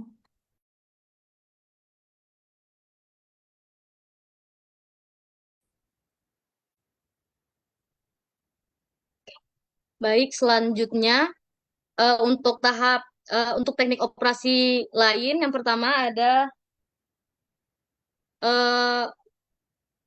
tahapan coxofemoral disartikulasi, yaitu amputasi ekstremitas pelvis melalui disartikulasi sendi coxofemoral. Jadi prosedur ini diawali dengan penandaan garis insisi kulit pada aspek lateral dan medial tungkai mengikuti segitiga proximal femur pada gambar A dan B. Setelah tungkai diabduksikan, tampak segitiga femoralis yang menjadi area penting untuk identifikasi struktur vaskular pada gambar C. Selanjutnya dilakukan isolasi arteri femoralis, vena femoralis, dan nervosa venus pada gambar D. Kemudian pembuluh darah femororis diligasi sebelum dilakukan transeksi untuk mengontrol perdarahan selama operasi pada gambar E. Tahap berikutnya adalah pemisahan jaringan lunak, yaitu transeksi otot sartorius, pectineus, gracilis, dan adductor magnus pada gambar F. Nah, otot bicep femoris kemudian diinsisi dan direfleksikan untuk mengekspos trochanter major femur dan nervus ischiadicus pada gambar G dan H. Kemudian untuk nervi ischiadicus selanjutnya diisolasi sebelum dilakukan transeksi pada gambar I. Setelah itu area sendi coxofemoral diekspos melalui identifikasi musculus articularis coxae pada gambar J. Lalu setelah itu dilakukan pemisahan otot semitendinosus dan adductor longus pada gambar K dan L. Setelah tungkai berhasil dilepaskan, dilakukan mioperapi sama seperti pada teknik sebelumnya dengan menjahit kelompok otot kranial dan kaudal sehingga berbentuk bantalan otot yang melindungi acetabulum dan area ligasi vaskular. Itu pada gambar M. Tahap terakhir adalah eliminasi dead space dan penutupan kulit secara rutin. Itu terlihat pada gambar N. Selanjutnya akan dijelaskan oleh teman saya. Terima kasih. Baik, izin masuk. Di sini saya akan menjelaskan tentang tahapan hemivalvectomy, yaitu prosedur bedah untuk mengangkat sebagian pelvis dan tungkai yang mengalami neoplasma. Bisa dilihat pada gambar A dan B itu menunjukkan persiapan aseptik serta pembuatan plak kulit pada sisi lateral dan medial untuk membuka operasi. Selanjutnya pada gambar C dilakukan refleksi kulit dan jaringan subkutan serta pemisahan tendon dan otot di sekitar simfisis pelvis. Kemudian pada gambar D dilakukan osteotomi simfisis pelvis dengan perlindungan organ di dalam rongga pelvis. Gambar E hingga G itu memperlihatkan diseksi jaringan lunak, identifikasi arteri dan vena iliaca eksterna serta ligasi pembuluh darah tersebut untuk mencegah perdarahan. Pada gambar H sampai gambar J itu dilakukan identifikasi nervus femoralis dan nervus ischiadicus yang terlebih dahulu diinfiltrasi anestesi lokal sebelum dilakukan transeksi. Artinya pada gambar K dan L itu otot-otot di daerah dorsocaudal serta diafragma pelvis dipisahkan dari perdekatannya. Pada gambar M menunjukkan disartikulasi sendi sacroiliaca sehingga hemipelvis dan tungkai dapat direseksi secara utuh. Tahap terakhir yaitu pada gambar N hingga P itu meliputi rekonstruksi defek penggunaan omentum atau mesh, reposisi flap kulit, dan penutupan luka secara berlapis. Bisa di next slide.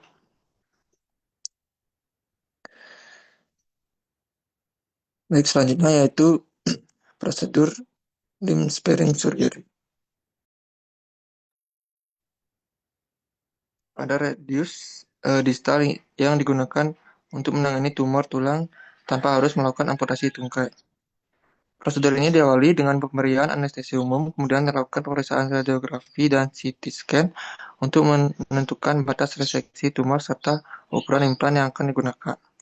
Setelah persiapan aseptik, dilakukan pendekatan kraniolateral pada radius, karpus, dan mata karpus. Selanjutnya, radius diosteotomi sesuai batas tumor yang telah ditentukan. Segmen radius yang mengalami neoplasia kemudian direseksi secara en bloc dan dilakukan disartikulasi sendi radiokarpal untuk mengangkat jaringan yang terkena tumor. Tahap berikutnya itu adalah debridement kartilago pada sendi karpal menggunakan high speed untuk mempersiapkan area rekonstruksi. Setelah itu, cancellous bone dapat ditempatkan pada area defek tulang. Bisa dilihat pada gambar yaitu endoprostesis tantalum yang digunakan untuk menggantikan segmen radius yang telah direseksi. Yaitu pada gambar kiri menunjukkan endoprostesis sebelum pemasangan dan gambar sebelah kanan yaitu menunjukkan implan saat ditempatkan pada defek tulang sehingga mengganti radius distal yang diangkat akibat tumor. Setelah pemasangan endoprostesis ini, prosedur diakhiri dengan pancarpal arthrodesis menggunakan limb salvage plate dan skrup kortikal untuk memberikan stabilitas mekanis mendukung proses penyatuan tulang. Bisa di next slide.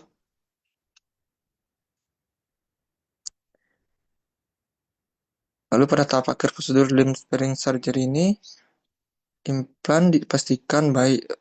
Area operasi dibilas menggunakan larutan LCL steril untuk membersihkan sisa jaringan dan debris. Selanjutnya, cangkok tulang tambahan ditempatkan pada antarmuka dan implan untuk mendukung proses osteointegrasi dan penyatuan tulang. Setelah itu dilakukan penutupan jaringan secara berlapis mulai dari fascia, otot, jaringan subkutan hingga kulit. Sebagai perlindungan, pasca operasi dipasang balutan lunak dan splint fiberglass caudal untuk membantu menjaga stabilitas tungkai selama masa penyembuhan. Itu dilihat pada gambar, yaitu ditampilkan hasil radiografi pasca operasi dari dua proyeksi.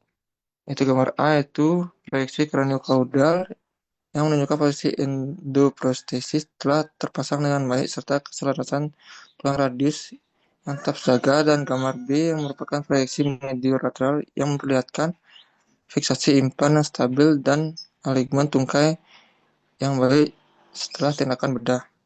Baik, sekian dari saya. Selanjutnya akan dilanjutkan rekan saya. Baik, izin melanjutkan terkait dengan pasca operasi. Jadi, apa saja langkah yang harus kita lakukan setelah melakukan operasi tumor tulang tersebut? Pertama, dengan manajemen analgesika atau nyeri post operasi, yang dimana di sini ada dua fase, fase awal dan juga fase lanjut. Fase awalnya atau analgesik opioid dengan menggunakan hidromorphon dengan dosis 0,05 mg per kilogram berat badan yang diberikan secara intravena, dan ini disesuaikan dengan kebutuhan pasien.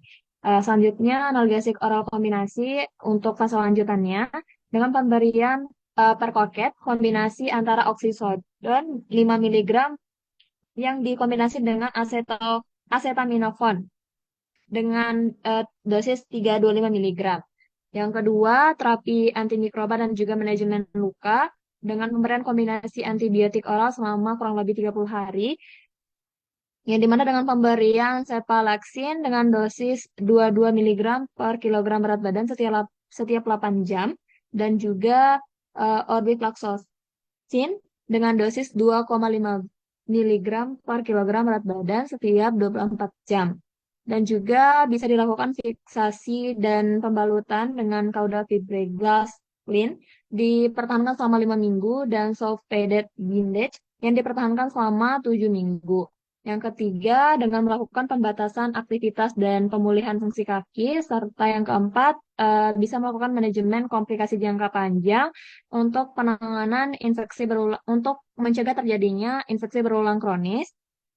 Kita bisa memberikan orbifloxacin dengan dosis 2,5 miligram per kilogram berat badan setiap 24 jam dan clindamycin dengan dosis 10 miligram per kilogram berat badan setiap 12 jam. Bisa di next slide. Baik, izin melanjutkan. Jadi kesimpulan dari presentasi kami adalah osteosarkoma atau OSA ini merupakan tumor tulang primer yang bersifat ganas dan juga berpotensi metastasis tinggi, sehingga memerlukan penanganan yang cepat dan juga tepat. Nah, terdapat beberapa pilihan teknik operasi yang dapat dilakukan, yaitu amputasi ekstremitas torakal, amputasi ekstremitas pelvis, hemipelvektomi, dan limb sparing surgery yang masing-masing dipilih berdasarkan lokasi tumor dan juga kondisi pasien. Keberhasilan penanganan juga sangat ditentukan oleh manajemen praoperasi, protokol anestesi yang sesuai, serta tata laksana pasca operasi yang baik termasuk pemberian analgesik, antibiotik, dan kemoterapi untuk meningkatkan kualitas hidup hewan.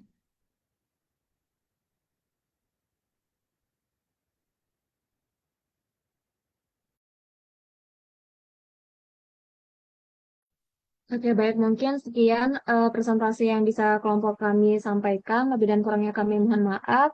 Kami kembalikan kepada Dok Wirata.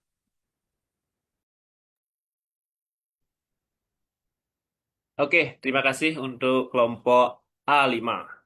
Ya, sekaligus menutup semua presentasi hari ini, yaitu tentang tumor, dengan subtopik yang terakhir adalah teknik operasi tumor tulang, yaitu mungkin ada pertanyaan dari adik-adik semuanya atau rekan-rekan semuanya, dipersilahkan. Masih ada waktu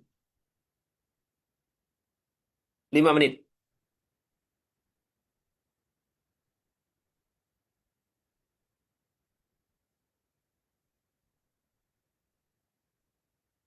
Silahkan, kalau ada.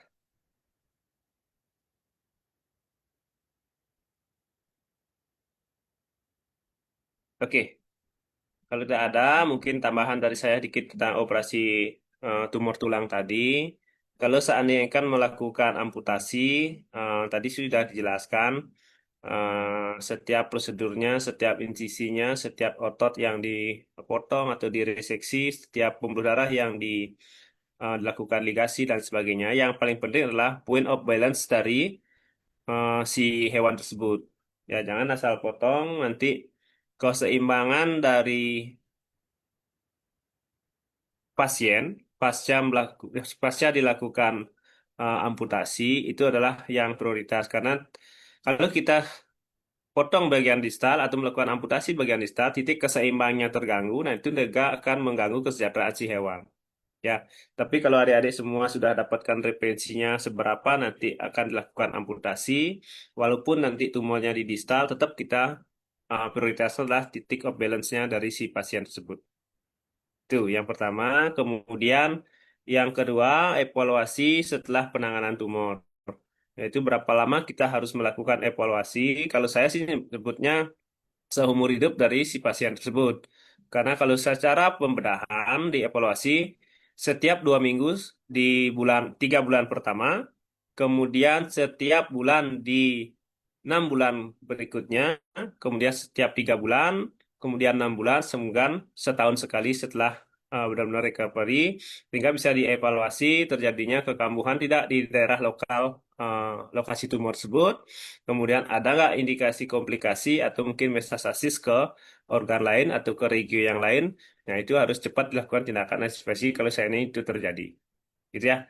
Kemudian kalau bisa, kalau saya pribadi, kalau seandainya tadi ada tumor tulang yang pasien yang kita tangani, kalau bisa kita mengoptimalkan atau mempertahankan kondisi normal si pasien dengan lime sparing tadi misalnya, kalau bisa itu dilakukan, lakukanlah itu yang terlebih dahulu sebelum memutuskan untuk amputasi. Ya jelas dengan beberapa studi atau hasil pemeriksaan, tentunya jangan kalian merasa iba atau kasihan, tapi harus dilakukan amputasi, harus tetap dilakukan amputasi. Tapi kalau ada pilihan dengan lime sparing tadi, bisa dipertahankan, kita maksimalkan yang itu. Ya, karena kan pasca operasinya kita nggak tahu setelah misalnya dilakukan amputasi, setelah dilakukan lime spring tadi, kita nggak tahu. Setelah kejadian baru kita bisa akan mengevaluasi. Tapi kalau bisa, kalau saya pribadi, mungkin rekan-rekan juga sama, kualitas hidup si pasien ini kita harus prioritaskan, baik nanti tumor apapun itu harus kita prioritaskan biar hewan ini biar sejahtera lah sebelum mengalami keparahan atau mungkin kesembuhan yang didapat. Gitu ya. Mungkin dari saya itu, kalau ada yang bertanya silakan. Kalau tidak ada, terima kasih sekali lagi untuk semua kelompok yang presentasi maupun yang tidak presentasi yang telah meluangkan waktunya yang bertahan 61 orang. Mudah-mudahan dengan topik bedah onkologi ini, adik-adik semua, rekan-rekan semua memahami secara keseluruhan apa sih tumor tersebut, walaupun secara superficial atau di permukaan saja tidak masalah. Kita bisa mengetahui atau mengidentifikasi tumor, kita bisa membedakan mana tumor jinak, mana tumor ganas, baik itu dari pemeriksaan fisik, klinis, ataupun penunjangnya. Kemudian bagaimana kita bisa membuat atau memutuskan ini harus dilakukan pembedahan, ini harus dilakukan kemoterapi, ini harus dilakukan radioterapi, atau ini harus dilakukan kombinasi, dan lain sebagainya. Kemudian bagaimana kita bisa mengevaluasi pasien ini dalam kondisi yang stabil, tadi sudah dijelaskan, dilakukan anamnesa, dilakukan pemeriksaan fisik, dilakukan penunjang, dan lain sebagainya. Kemudian tindakan apa yang harus kita lakukan kalau seandainya dilakukan pembedahan, ya itu dari preoperasi, tadi persiapan dari si pasien, ruangan, operator, dan lain sebagainya sudah dijelaskan dengan baik. Kemudian saat operasi, bagaimana manajemennya tadi atau SOP-nya, mulai dari insisi, berapa wide margin yang harus dieksisi, kemudian apa yang harus dipertimbangkan dalam melakukan eksisi tersebut. Misalnya tidak melakukan intervensi berlebihan kepada jaringan tumor. Kalian tidak memencet misalnya atau mengkontaminasi dari instrumen bedah yang bersentuhan dengan jaringan tumor disentuhkan ke jaringan sehat, itu tidak disarankan. Kemudian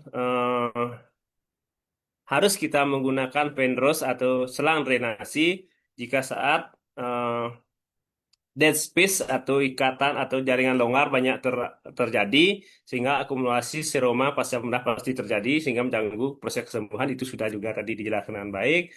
Kemudian pemberian premedikasi dan lain sebagainya sudah dijelaskan. Kemudian pasca operasi apakah memerlukan tadi disebutkan analgesik, antibiotik, atau suportif lainnya sudah. Tentu dengan catatan setiap pasien ini kan berbeda-beda kondisinya. Berarti penanganannya pun akan berbeda. Mulai dari tumor tadi ada mamari gland tumor, atau siste, atau granuloma, atau tumor tulang. Itu akan berbeda, tidak akan sama penanganannya. Nah, dari sana kan kita dapat banyak referensi dalam penanganan tumornya apa aja yang kita secara umum dipersiapkan seperti yang dipaparkan tadi. Ya, sekali lagi terima kasih untuk yang telah presentasi, dan yang tidak presentasi juga diapresiasi telah bisa menyimak dengan baik. Kalau seandainya tidak ada pertanyaan, mungkin dari saya cukup, sehingga topik bedah onkologi ini kita akhiri, dan selamat sore, selamat melanjutkan aktivitas, jaga selalu kondisi kesehatan, dan sukses untuk kita semua. Terima kasih dan selamat sore. Selamat sore, terima kasih dok. Terima kasih Ya. sama-sama.